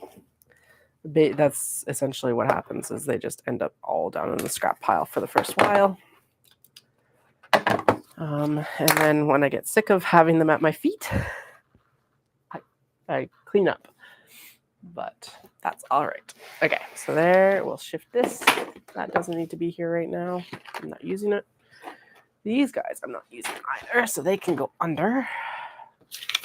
Those are cuts from the Glenda that we're done with for now. That is a beverage that would be good to have in a few minutes, so we'll move it over here. I said I was done caffeine, but I probably am not today. That is interfacing. All right, there, that's a decently cleared up desk. Cleared up enough, I think. So I'm going to go grab all the stuff to do the thing. Hello. I love you too. Stay. Take this and I will go grab all the stuff to do things with. And it actually looks like that is a good view for what we're going to be doing. So I won't worry about the chair. I'm just going to mute you so you can't hear the shuffling, or if I end up swearing on camera, that's not exactly good.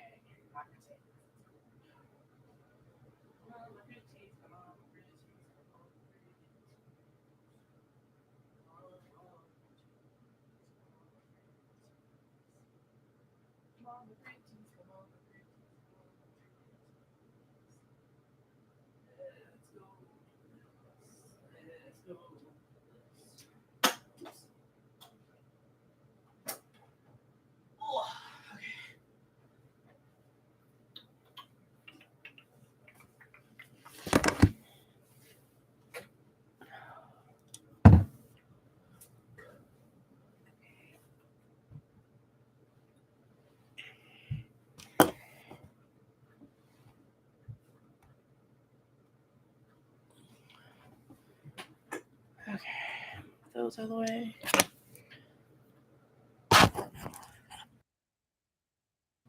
Huh, I thought I'd hit the mute button. Apparently I hadn't.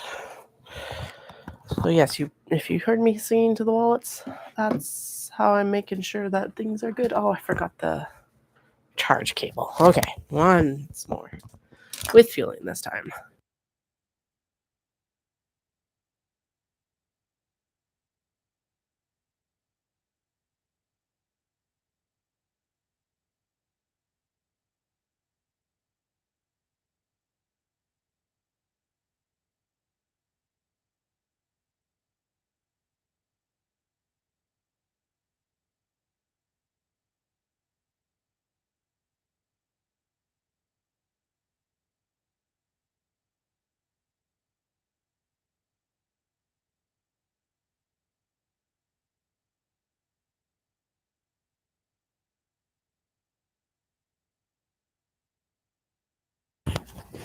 I was thinking it was a little bit too easy to pick everything up because, like, oh, I could just stack everything together. We're good to go. It makes sense I'd forget something. Okay, so these are all the flaps that need to be sewn. So we'll do that afterwards. Those are card slot pockets. That's an interior. These are all interiors. Excellent. And then those are zipper pockets and card slot backs, so we don't need to worry about them right now. They're going to go right here. And then these are card slots. Yes, those are card slot pockets. Okay, so now we take...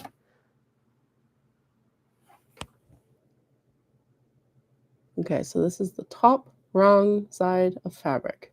The thing about these is none of these are directional. But that's what's going to be at the top of the fabric. So when we're doing these ones, we want the extra flappy flap at the bottom. So let's do those first one, I'm thinking, because that conclusion will escape me in about 5 minutes.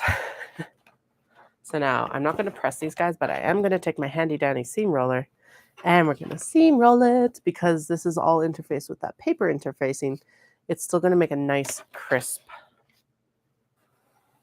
line, just like that. Oh, look at that. That's almost pattern matched. Sweet. All right. We're actually going to work from the back. I don't know why I flipped it over. Although now that I saw the pattern matching, we're going to say that that's why. All right. So now I got to go down. Again, I'm not going to give away the secret sauce of measurements for this because that's not cool. So if I go silent because I'm measuring stuff, that is why. Sorry, guys. Eek. Okay. These pens, if you sew, the Sew Line Air Erasing pen are the absolute best pens. Best pens I've had. The best, and why I say that is because they are actually a rollerball pen, which I did not know until I got home. So I wish I had bought more. I should have actually bought more on my last trip to Japan. But it means that I've left the cap off of them overnight and I haven't had it dry up. Which if you've worked with air erasing pens before, especially the marker type, you know that it's very likely to happen. Okay, that is not a square line. What? I squared you up nice. Why are you fighting back now? Because you weren't squared up properly. Damn it. Okay, so let's square it up to one edge and then down here. And then that is the higher edge. So we're going to square it up to this edge. And this line right here. Okay, it's not that far off. That's it. That's saying it's square, but it's not square. Oh, who knows? Okay. Okay. And then we need to do this line. That's not far enough. That's it right there. Okay, that's square now. Weird. If it's not completely square, we'll fix it afterwards, I guess. Okay. And then the next one needs to be... Anyway, so it's a rollerball pen for this air erasing marker. And it is so good. So far, I have left them uncapped overnight accidentally. It's not what I want to do, but it's what's happened. And no harm, no foul. So whereas if I had had a marker, it would have just lost its mind. It would have been like, how dare you? I refuse to work under these conditions and I quit. Though, honestly, probably if I got treated that way, I would do the same thing.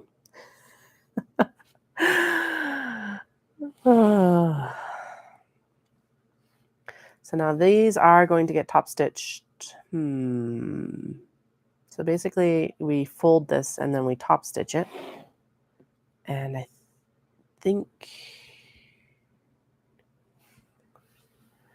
I'm going to take it and do it with the clear thread. I don't know if that's a good decision or not. Okay, sorry. So how many lines do I need? I need 6 lines in total. I think I just finished it. 3, 4, 5, 6. Okay.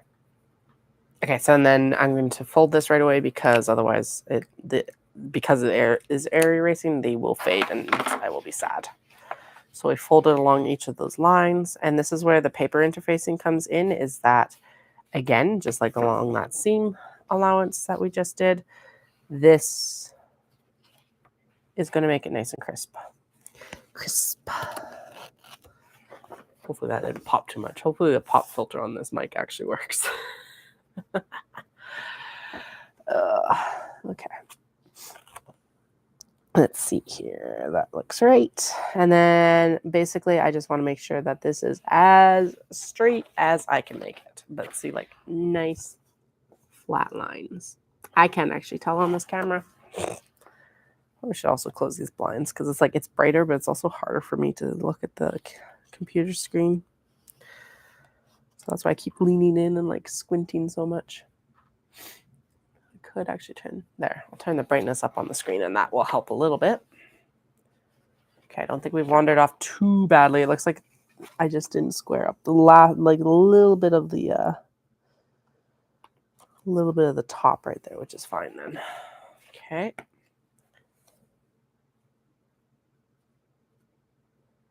There we go. Oops. Don't pop up. I probably should grab some clips for this just so I don't have to worry about it like springing open, which almost did right there as I'm like illustrating what it's gonna do.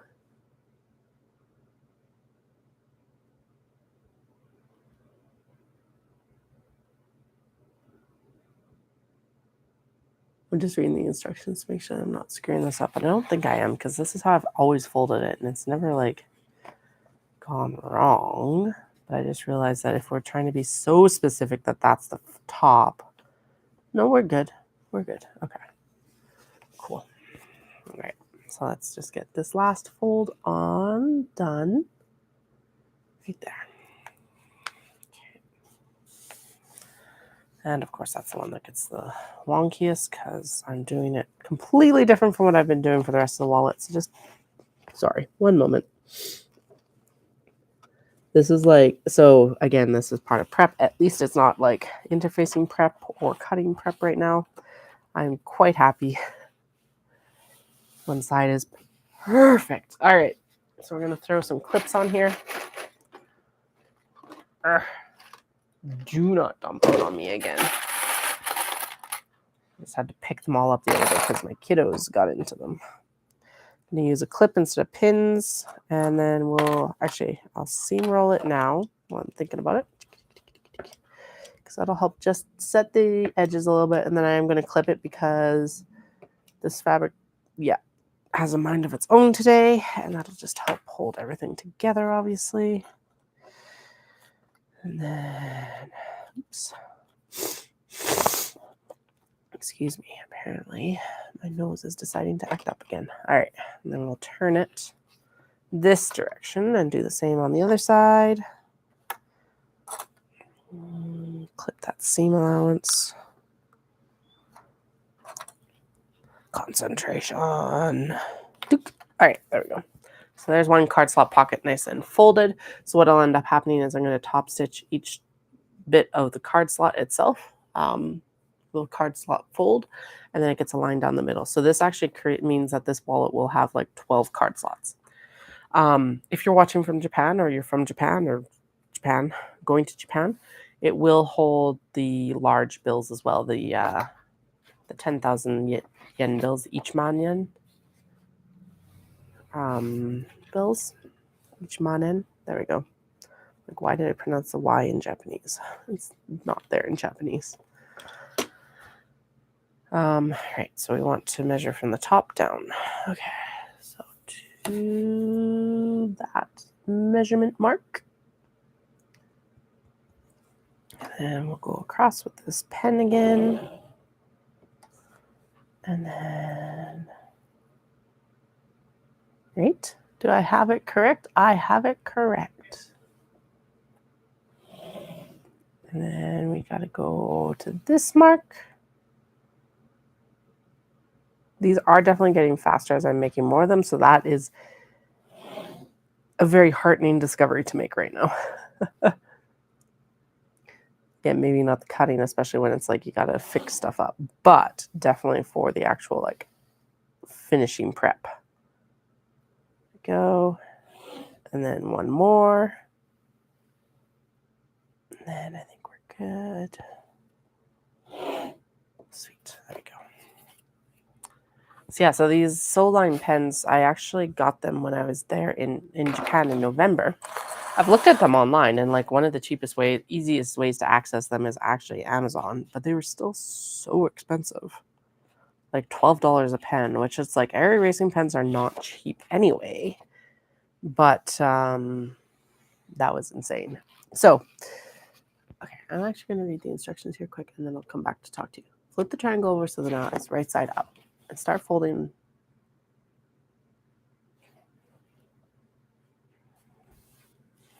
Yeah, okay.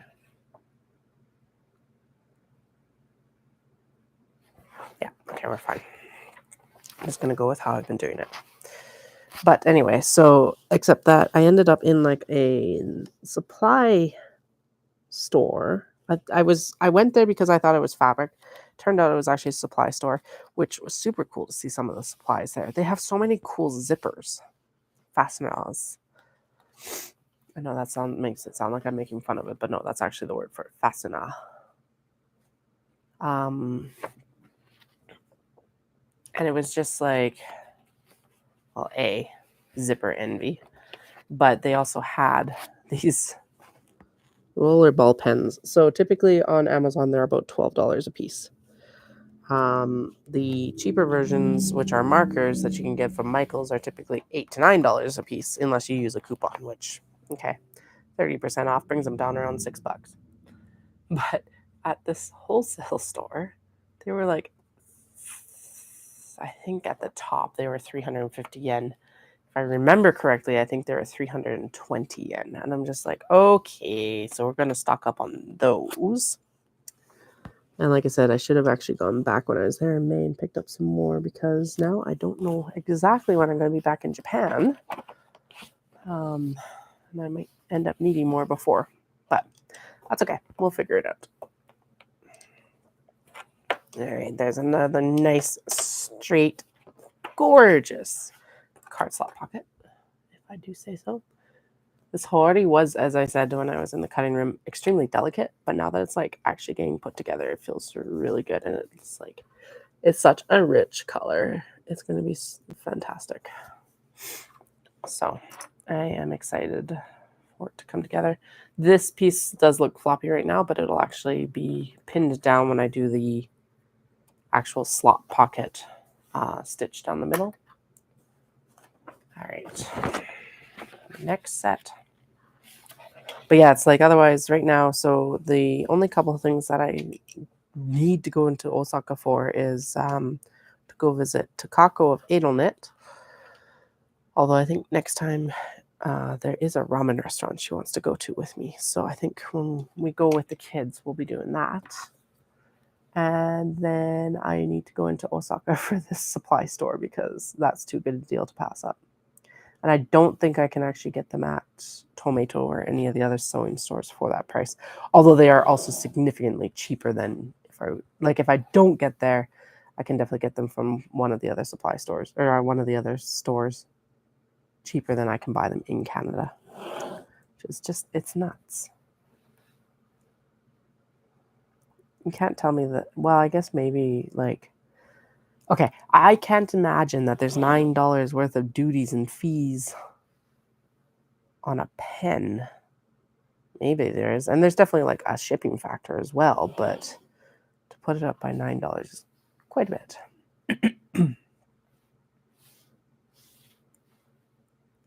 So I will be picking up my pens in Osaka as well. It's ridiculous when it's like, it's just, you got to get all your supplies from a certain location. And yes, I can order my fabric online now. It's actually a little bit more accessible than it was when I first started, but it still has some limitations. Like there's only so much that can be shipped. It's honestly, in the case of like Norma the Tailor, you can, but there's a limit. Like there's only so much that they'll ship of a fabric. And again, you run into that other problem of like the texture of it and the like actual weight of it, which is a big one, because there's definitely some cute fabrics. And if I'd seen it online, I would have ordered it, and it would have been completely unusable because it's too light. It was really cute little otters, but it was like so thin. But stuff like this little like seam roller, even, I know that they're available in Canada, but again, super expensive, at least more than I want to spend. And I found it there for like $3 to $5 or something like that. And with the exchange rate as it is right now, it's much nicer. Okay, get this one folded as well. And then we'll go back this way. These are coming together very nicely. Oh, wait, nope. Nope. That's not right, because that would end up with, is it? No, that ends up with that on the bottom. Okay, so this has to go right this way first. Opposite direction. Okay. I'm also just I'm looking for reasons to go back to Japan. I need supplies. Because that's so much cheaper to do it that way, but no. Although next time I am in Japan, Dallas had an absolutely spectacular suggestion of why don't you do an actual YouTube live while you're shopping for fabric? So yes, I will be doing a YouTube live when I'm shopping for fabric, so people can have an input while I'm shopping, which will be fun and interesting. We'll have to see how I actually do it in Kyoto, because it was harder to do the harness there because the fabric was up down. So I think that might end up being like a gimbal. I'll have to learn how to use a gimbal. And then in Tokyo, the harness worked extremely well. So yeah, that's going to be fun. I am actually super excited about that. I didn't know why I didn't think of doing that earlier, especially in November. That would have been amazing when I was there by myself. But oh well, new experiences for everyone next time. And also gave me time to figure out how to actually do the lives and stuff like that and work out tech issues and things, which obviously haven't been a plague, but have been a factor in actually accomplishing these things. So, all right. Ooh. Don't fold it up like that. There we go. Okay. Clip everything down on this one, and then we've only got one more of these ones, and then we can move on to the other ones that don't have additional fabric. Yeah, so this will become the top of the card slot pocket, and then this becomes the bottom of the card slot pocket. So the seam that the additional fabric made will be at the bottom of the wallet and mostly covered up by the zipper pocket, to be honest.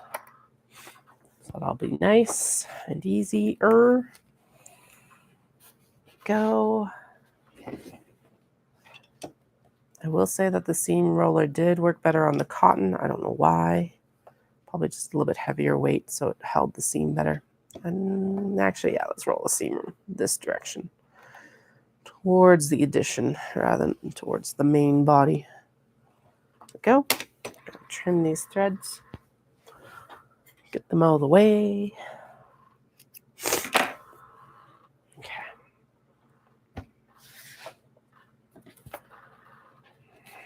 All right, I am hitting the point where I do power out. We'll see how long I actually stay on live. I don't know why, but the talking always just adds another factor where it's like, whew, I am tired, but that's okay. I want to get at least the card slot pockets done on live, just because it's like, I find it easier to work on camera. Go. All the markings. I'm going to do 2 rows because apparently I'm not getting quite enough ink on the first stroke. I probably need to hold the pen a bit different, I think. Yeah, there we go. 1 stroke. Go.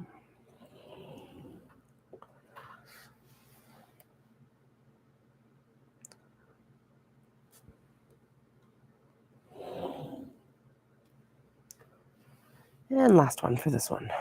There we go. And I have 1, 2, 3, 4, 5. Oh, still have 6 more. Oh my goodness. Okay. All right, so this needed to be folded right sides together and then folded back wrong sides together. All right. And if you see this little pile of fabric right here, the intention for it right now is that it's going to be grime guards for Knit City. Because once I'm done Omat City prep, as much as I can get done, I am moving on to Knit City, which I have on the whiteboard, which I will show. Actually, I'll do a short about the whiteboard. And it'll show off kind of what I've got lined up for the next couple shows.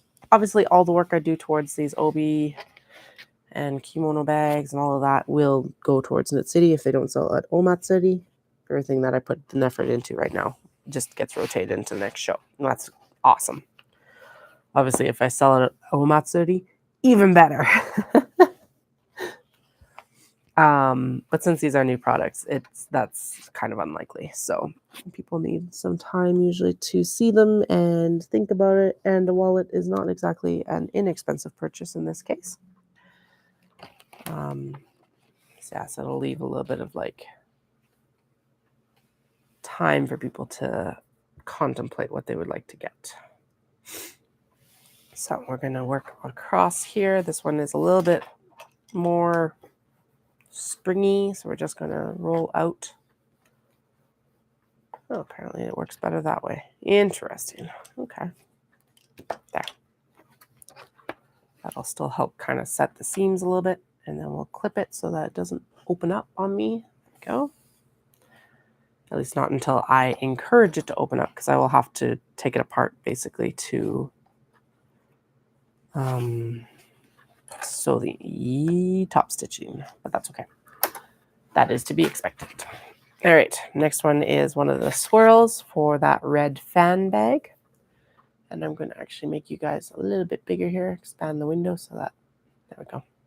It was like right at the right size where it's like, was actually distracting.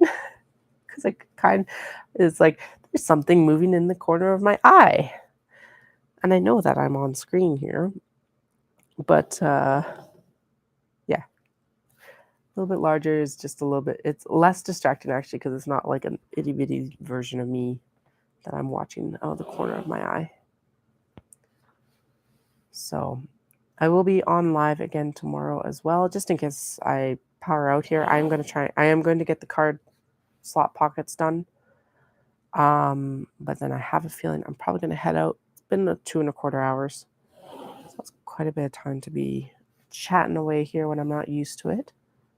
But I'll be back on live tomorrow working on something. Who knows? We'll see where I get to with the wallets. I want to get them. I'm going to get them rolling. I don't know where I'll get them to. I would like to get it at least to installing everything, I think, is where I would like to get. So what I mean by that is I want to get the exterior sewn along with the flaps. So the flaps need to get sewn, and the flaps get installed in the exteriors, and then it gets turned, and then you do the then you install the card slots and the zipper pocket. So I would really like to get the oh my goodness, the words. I would like to get the words out. That would help to begin with. But I would really like to get the wallet flap and exterior sewn so that we're down to just installation of the card pocket and zipper pockets tomorrow. And I think that's doable. I think I can do that. My husband's watching the kids. I don't have to run tomorrow, so I won't be as tired.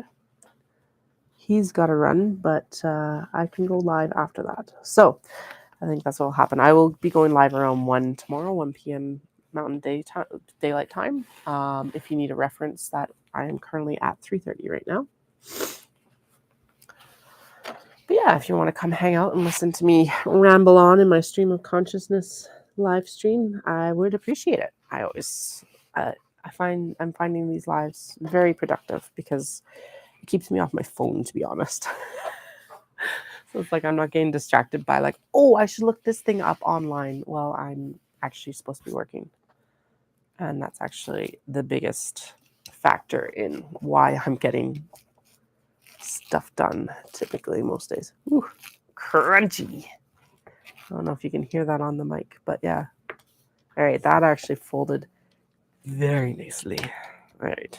They're still going to try and like spring apart, but they look so crisp. My goodness, and they're all nicely lined up. Like there's no like waver really on the sides. You can't see the separate pockets, but there are 4 pockets there. 3, I guess. So this will split and become 6 card slots.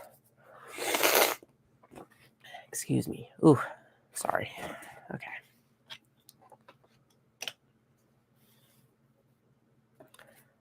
Get this done. I have a feeling it's time for some more caffeine.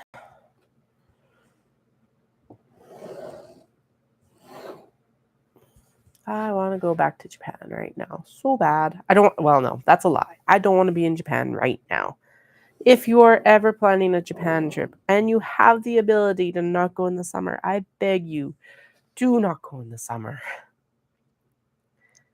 I was there, so my exchange in Japan started September 1st. And I was like, oh, Japan's like on a very similar like latitude. They're very like Canada's here, Japan is here on that same line. Latitude. Anyway, so I was like, oh, it's September in Japan. It won't be that bad. It won't be that hot. I don't need sunscreen. No, I was incorrect on many of my assumptions about what September in Japan was like. The first weekend in Osaka, man, I sound like it's just a story.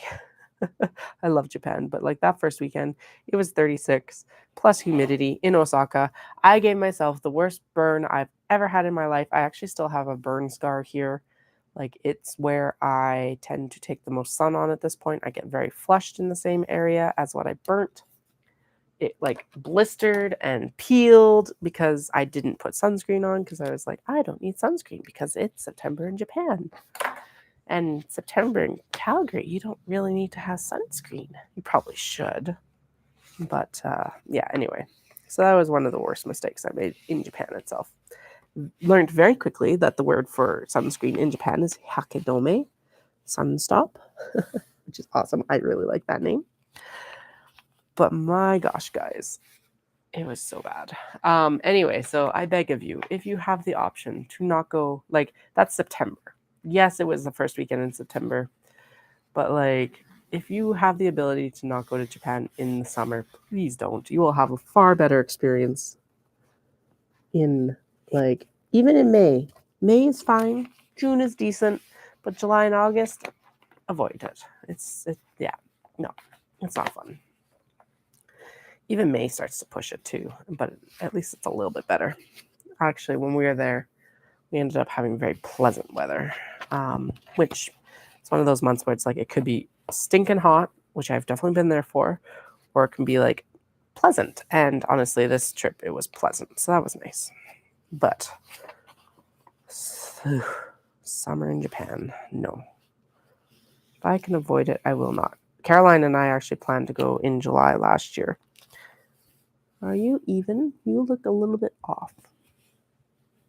I think you're okay. You're okay. Just don't wander off while I'm sewing you. Anyway, we did plan to go in July last year, and I was kind of excited because Gion Matsuri is in Kyoto in July, and I'm kind of like, well, there's no other time that I'll actually go to Japan in the summer like this. But the only reason we were going to go to Japan in the summer was it was like, I desperately need fabric. If that is the time we get, that is the time we take. Thankfully, in some ways, we did not. I'm very glad we didn't, actually. I don't think either of us would have had a very good time of it with the heat that would be happening. Yeah, no, nice and crisp as well. Folded in. But we had booked it because it was like, I desperately need fabric. This is your opportunity if you want to come to Japan, sort of thing. Like, we should do it because we've been talking about it for years, and just kind of like, okay, let's get it done. But it turned out that we didn't go in July, and then I was actually able to get a very quick in and out trip in November, which all of that is up on the YouTube in November. I know I keep saying that I have the fabric preview done. I do have the fabric preview done from May. I just haven't done the voiceover for the video yet. So that'll be coming some point soon here. That was the wrong depth. That is the right depth. Okay. Okay. And then we go from this line. There we go. Okay, good. And then we go from this line.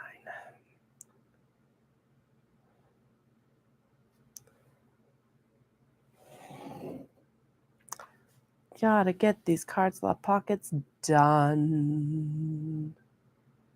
I'm almost there. I think there's like, this is one of 4 left, which is exciting because then we can actually start the sewing. Which actually means that for 2.5 hours, we have gotten a significant amount of work done, which is awesome.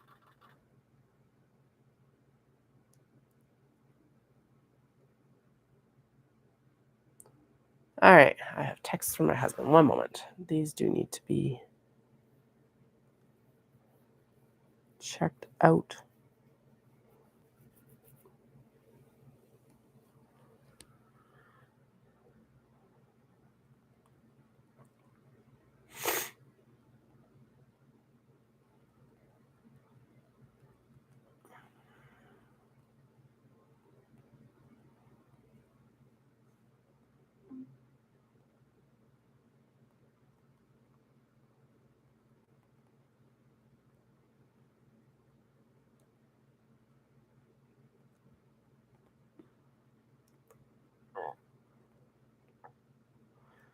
All right, there we go. Yeah, because actually the top stitching on the wallets.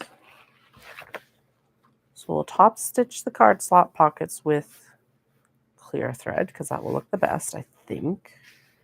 Some of these could get the white thread, but honestly, nah, clear thread's gonna look really good. It'll basically be invisible, so it'll be really awesome. But I think the exteriors as well will also be top stitched and clear. So what we're gonna do then, the flaps have to be top stitched. Okay, so we're going to sew the flaps, top stitch the flaps. So the exteriors, yeah. And then, yeah, that sounds good. Okay. Feels like I could almost score this with like my point turner, and it would also work really well because the stiffness of the paper interfacing might actually take a like an impression of it. Although honestly, these are coming together well, so I'm not too worried about it. Okay, there we go. So that is, oh, sweet. Okay, I didn't know how this was going to turn out because it's like it's words. I need to slow down. But anyway, turned out really well. Like, look at where the pattern showed up. So like, and then there's pattern. There's hidden pattern, which is cool. Oh man, that actually just gave me goosebumps. Sometimes projects just come together like so surprisingly well that it's just like, wow.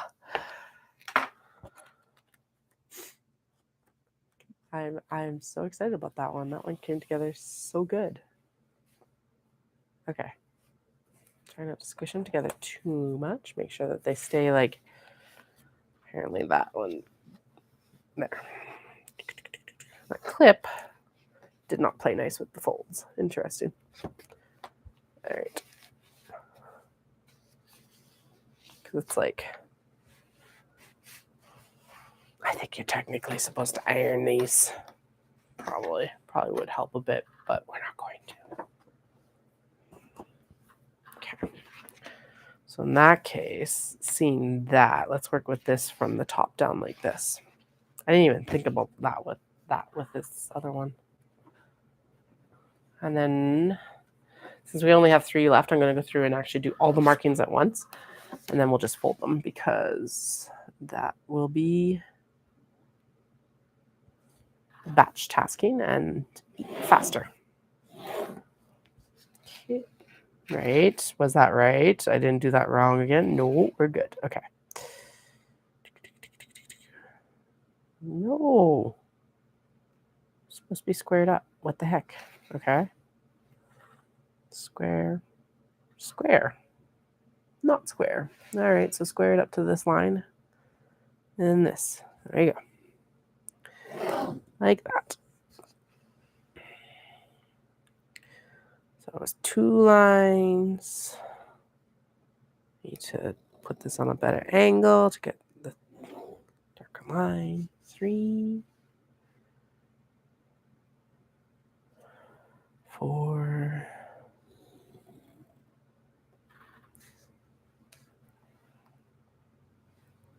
5. Excuse me. Oh my goodness. I will be very glad when this cold is gone. Summer colds are the absolute worst. 5. Okay. 1, 2, 3, 4, 5, 6. Sweet. Let's do the next one. Now we will do it from this top edge as well. And then, all right, so we're going to square up to this edge down here because it does look like it was a little bit crooked in the cutting. And the big deal is that I want to make sure that the actual card slot folds are straight.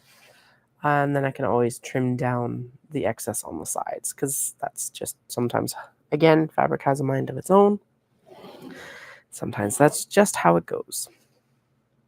Just going through and doing, since I only have 3 card slot pockets left, I'm going to actually mark all 3 of them. And then we'll go through and fold them all at the same time, just because that will be a little bit easier on my brain, hopefully. Maybe. Who knows?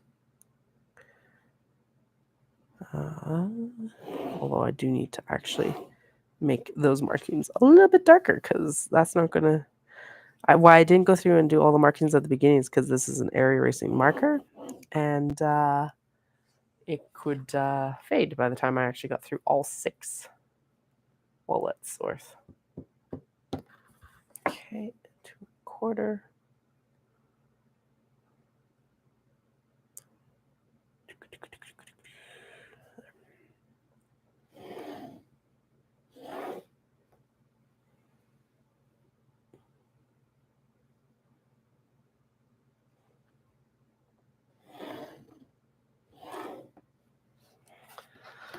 All right, last one. Let's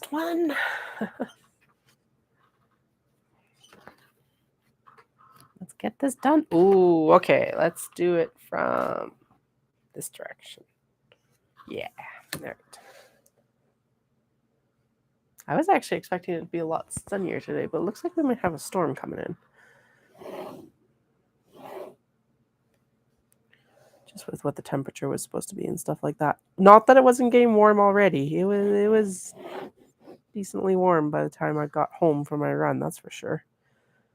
My husband was like, "Do you want water, coffee, pop?" I'm like, "Pop and water." Not that I didn't drink on the run, but it was like I wanted some electrolyte powder in my actual water. And it was hot. I needed more water, even from, and cold water. That was the difference. My water pack does actually really good. I for my running, I actually use a mountain bike water pack, which has been working really well because I tried my husband has an on back water pack. Haha. Backpack water pack. And it the problem is that all the gels that I store in it slip underneath and chafe my arms, which is never fun. And so I was like, I don't like when you go and look at the women's, it's the exact same design because I thought, well, maybe they've got a way to stop it from slipping underneath everything. And no, they don't. So I actually ended up going with a mountain bike pack because it goes on the hips and then still has the like bite valve that you can use to drink the water. And it'll hold my gels, it'll hold my phone, and it holds this water pack. So it works really well. And it doesn't chafe my arms when I'm running. And it was also on sale, which I always appreciate because it's like, hey, good deal on running equipment, which usually doesn't go on sale as often as one would like. Still straight. All right, got 2 more folds on this one. I'm so excited to cut into this. Well, okay, I've already cut into the fabrics, most of the fabrics that are on the desk right now, but I'm like excited to make grime guards out of it because I think they're gonna look so good. And like I've updated my grime guard making with a serger now, so they're just gonna be like, it's just gonna take it that extra step that I couldn't do with a certain tech machine. Oh, these are looking so good. I'm so excited to see how these all pull together. Like in my head, they look really good, of course, but it's like, it's completely different when you actually get the proof of them working well. go. Got 2 more to fold, so that means I'm going to need 4 more clips. Just grab a handful because whatever. We'll use them for other stuff up here in a minute probably. Okay. Also loving the fact that the kimono did end up working out for these because when I first used them for some of the small Obi Lux tote bags things, they were really slippy and weren't quite what I was looking to use. And so the fact that interfacing them worked actually is very good because I'm like, I would like this to work. I don't want it to fail. I've seen other people do it. This was not an original idea. I actually saw a woman at the temple market in November doing it for her kimono purses or obi purses. And I was like, that is ingenious. So that's when I picked up kimono to actually do it with. So that's why I'm like, I really want to make this work if I can, because they looked spectacular with the kimono inside. And so far, so good for at least these projects. So, and this is just where like skills and time sometimes come into place too, of like, and being able to play around. Taking the time to play around sometimes is the most important part. All right, there we go. Clippy clip, clippy clip. Oh, no, that you're not happy with that.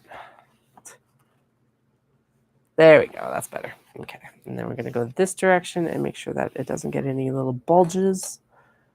And then like that. There we go. There's another card pocket. Last one. And then we will have successfully prepped card pockets for the wallets. And then honestly, these come together super fast after this. So maybe we will sit down and actually do some of the sewing together right now, because why not? That's what everyone was probably here for before, was like, I want to see the sewing of the wallets. And I haven't gotten there yet because prep work instead.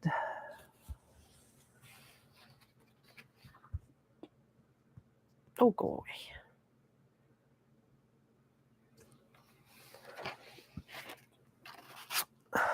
And fold.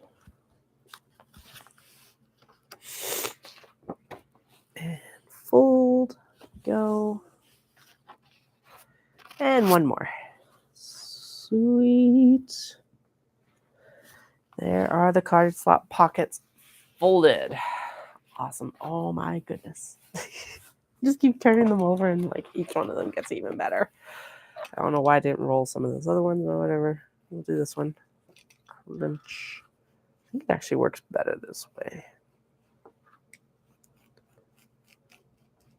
Sweet. All right, let's clip this here and then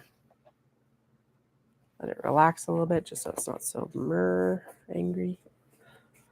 And there we go. There's the card slots done, guys. All right, let's move over and start the sewing of the actual flaps.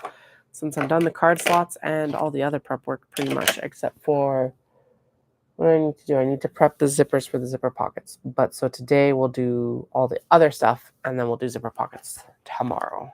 Yes, I'll get everything to the point of zipper pockets, I think. Or close. All right, so that's all the other pieces. So I'm going to move you over to my sewing desk. So forgive me for one moment while I shuffle us all. Excuse me. Oh my goodness. I'm still snuffling. Actually, I've got everything for the flaps over here. That is 100% a storm coming in. Eek. I also like how you can actually see how my sunglass line has developed since I came on the stream. Oh, I swear, I was using sunscreen, but apparently that's just not how it's going to work today.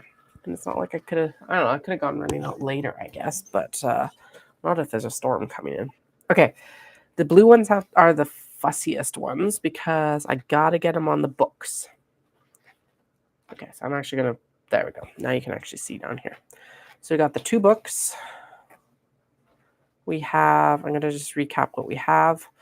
We've got this one, the sedimentary rock is what this reminds me of. Just with the lines, like the wavy, like iridescent lines. Then we have the fans, and we have the orange traditional pattern. I'm not 100% sure what you would call that otherwise. So let's actually start with the orange one. The orange one is going to get placed so that so we're going to try and get as much of this piece into the wallet as possible. So now, like I said, this is where I cheat with my stuff a lot, is that basically I haven't cut it yet, just so I can just sew around it. Now in this case, I do need to pull this interfacing back a little bit and unfold this edge here, because otherwise I will end up with a trapped, too many layers there. So we're going to just trim that off.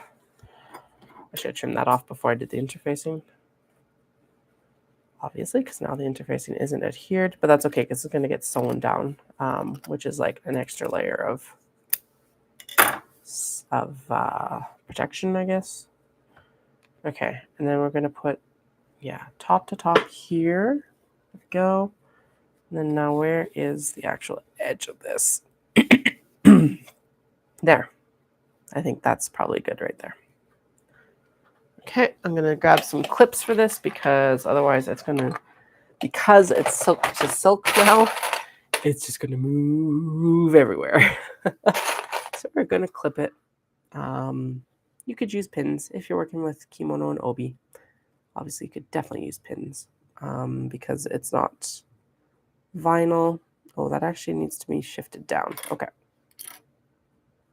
There you go. Okay, so it's got to be shifted down the other way because there's not enough room on the other side for the seam allowance. That's okay. Good to know that before, though. Yeah, so that gets the majority of it around. Yeah, that gets the majority of it. Okay, so now we've got this pinned, clipped. Let's just clip it all the way across. And then what will end up happening is I'll go in and I'll actually clip it with the pinking shears so that we get a nice edge later. Okay, so we'll set that aside for sewing. This is getting placed on the fan. Now the fan, I think I want like this, falling down on the front of the bag. So we're going to do it like this, which means that we're going to try and get as much of the fan as possible. Actually, that's easy. Never mind. We're good. That gets the whole fan if I just place it right there. So clip, clip, clip it is. Happy. I am very happy with that placement. But like I said, we will clip these in place. I don't do a lot of clipping or pinning just because I find that, honestly, I get just as good results freehanding it. But because this is, again, silk to silk, we are clipping because otherwise it's just going to end up wobbling everywhere. All right. Now this one, the seam allowance on the top of it is actually quite a bit. So we're going to zip it up so that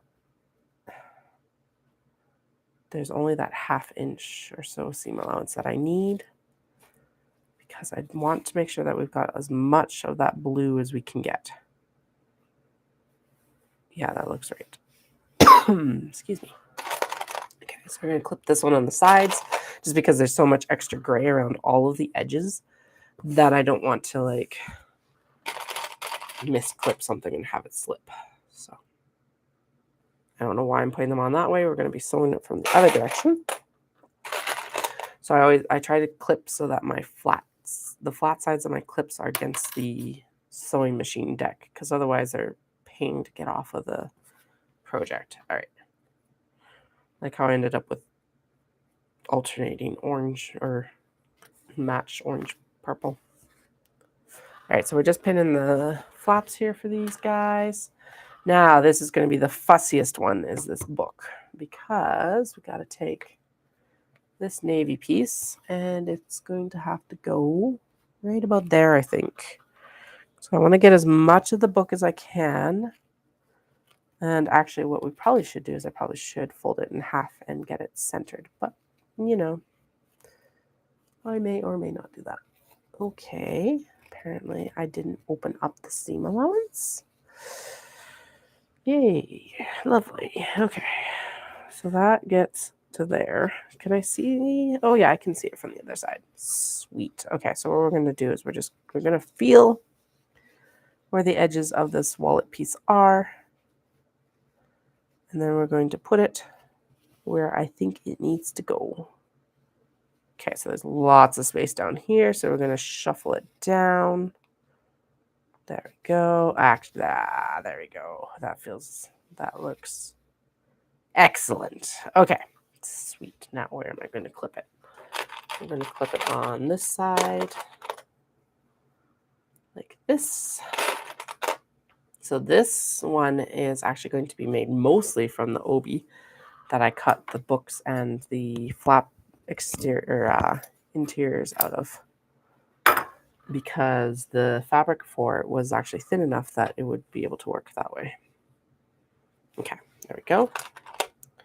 Got to clip it on this side. And then we'll do the same with the other book. And then we'll sew these flaps together. Now, all of this fabric is going to get clipped down with a pair of pinking shears afterwards because of the curve on the front of the stabilizer and the wallet. It needs to be clipped with pinking shears so that this kind of opens up correctly when you turn it. All right, so we're going to do this one more time, very fussy-like. There we go. And then I'm actually going to trim this down right away, just so it's a little bit easier to clip it once I get it placed as I desire. So what I'm doing is I can feel the stabilizer through the layers. And I'm basically just, this is like the jankiest way to probably do this. But, oh, shoot. I just realized that I should actually be placing the magnetic snaps before I do this at all. We're going to do rivet snaps. I'm going to do rivet snaps. And we don't want it to show, but I can do it before I turn it. Yes, I can do it before I actually turn the wallet or the flap. Okay, so there's the stabilizer. There's the stabilizer. Here, stabilizer. Here, stabilizer. Okay, and then we're going to scoot it down just a bit here. That is fully on the stabilizer up there. This does curve off a little bit on the edges, but that's okay. Get the majority of the book on there, and that's what I want. Okay. Woo. All right, well, we will use you next, Red One. So let's get this clipped in here. And clipped here as well. Yeah, we can do the rivet before I turn the flap. So we'll do that. Oh, you want to be the other direction. The rivet snaps are just thinner. They're a little bit nicer for the wallets. And typically I will use them for the wallets because they're like an afterthought snap. But in this case, I don't want the rivet on the fronts of these purses, or wallets. So that's why we'll do it that way. Okay. Now we're gonna go up one, and we're gonna sew these at like 1/8 of an inch. Do you know what would be useful here? I'm gonna go grab my zipper foot. Just give me a moment. Actually, no. Zipper foot is thinner. One moment. Or let me see if it's here. No, it's in my other bin. One second.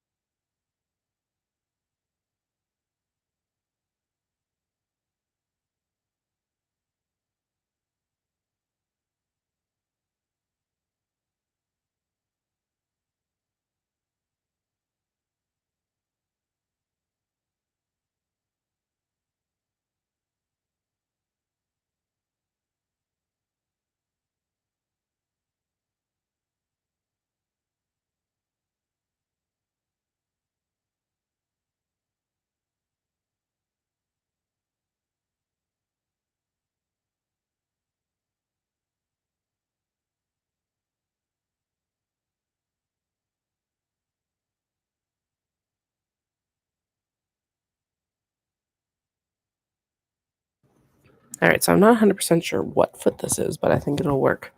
Because I was noticing when I was turning the eyeglass cases that I was sewing a little bit too close to the edge of the fabric, but I think this is an 1/8 of an inch foot. Yes, so now that I can abut it. No, that's a 1/4 inch foot.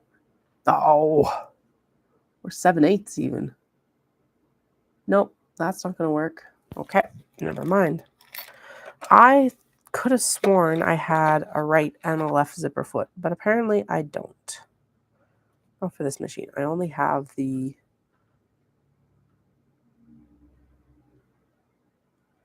right zipper foot. Still butt me closer though, and I could actually do the proper 1/8 of an inch that I want to get around the edge, because what's happening is that the foot on this is getting caught on the stabilizer and just making a mess of it. So let's swap foots and try it.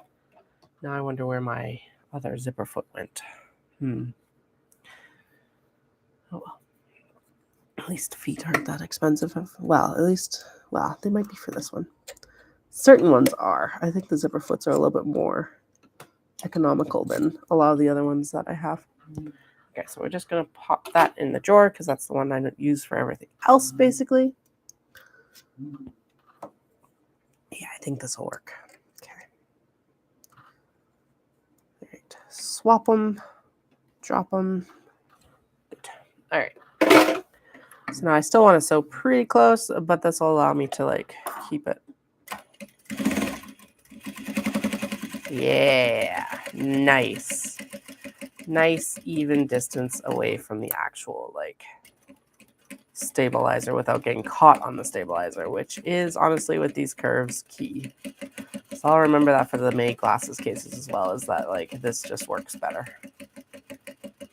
Because yeah, it's not even even for a zipper foot, it wouldn't be. It's a 1/4 inch seam allowance, and that's too much.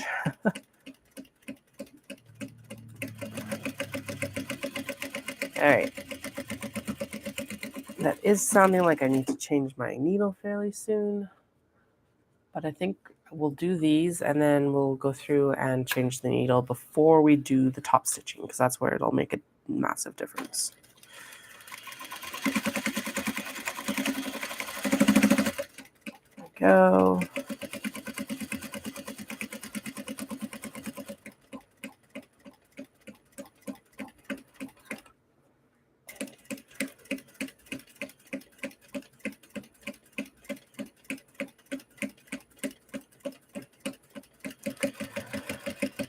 So this is one of my like shortcuts that I take. It might not work the best, but it works for me.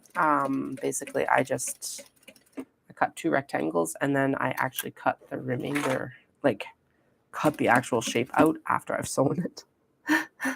And it reduces my cutting by like 2, 3, 2 at least, because I don't have to cut either the interior or exterior. And then because I'd have to go back over it with pinking shears anyway, I also don't have to do that later on. So that's my story. Okay. I'm gonna just put that up, and then we're gonna should have double checked on this before I went into the next one, but yes, that is spectacular. So you can see the line here, it's gonna go around the book mostly. Cut a little bit off there, but that's okay. That is like, actually we didn't cut any of the book off. Sweet. Did we do the same on this one? We cut a little bit of the book off on this one, but they're slightly different, but that's okay. That's what we want. These are all handmade. They're all going to be slightly different. Okay.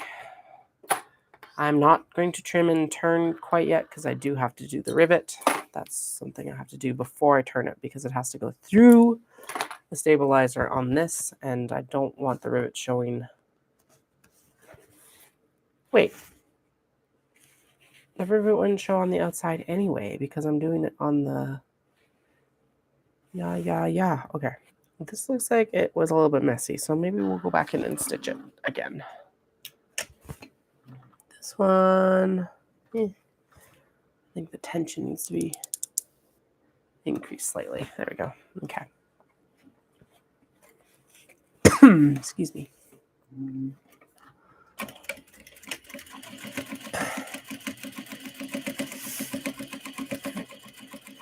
Well, double stitching is not a big deal. It's actually better anyway for a high use item.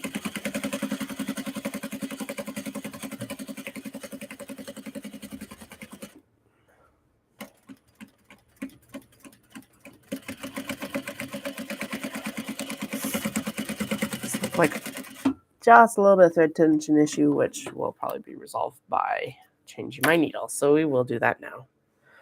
Oh, that stitching line does look better with the higher tension. Sweet. My kids like to come up and play with any knobs and dials they can find, and obviously the tension one is definitely one of them. There we go, and around.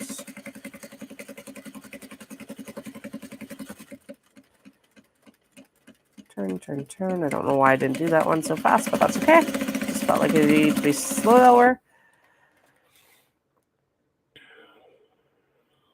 And then up and out. Sweet. There we go. All right. So I'm gonna finish up the flaps on camera, and then I am going to head out and just double check in that we're still doing okay with the kiddos today, and find out if my husband needs a break, basically. Oh, there we go. And then I'll come. Then off camera, I'm going to come back and do the top stitching for the actual stuff. I might actually go on Instagram live for that because I don't know. I didn't have a very good response the other day, but I might have a better response today since it's like not midnight on Thursday.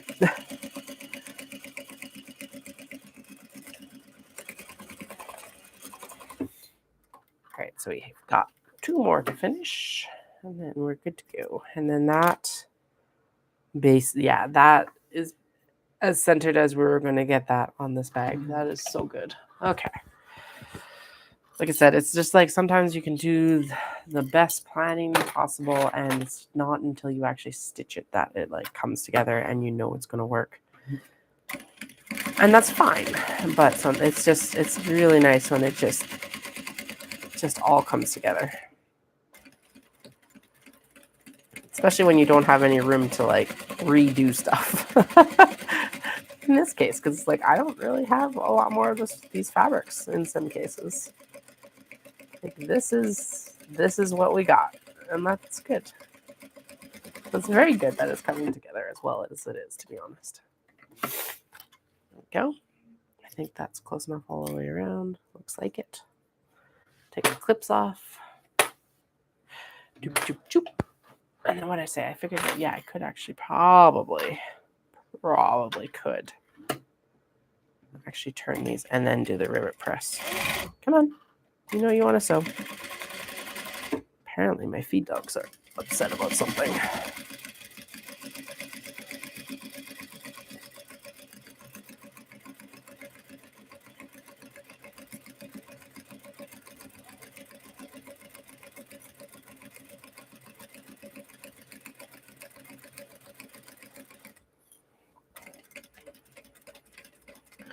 Yeah, so next stop will be rivets.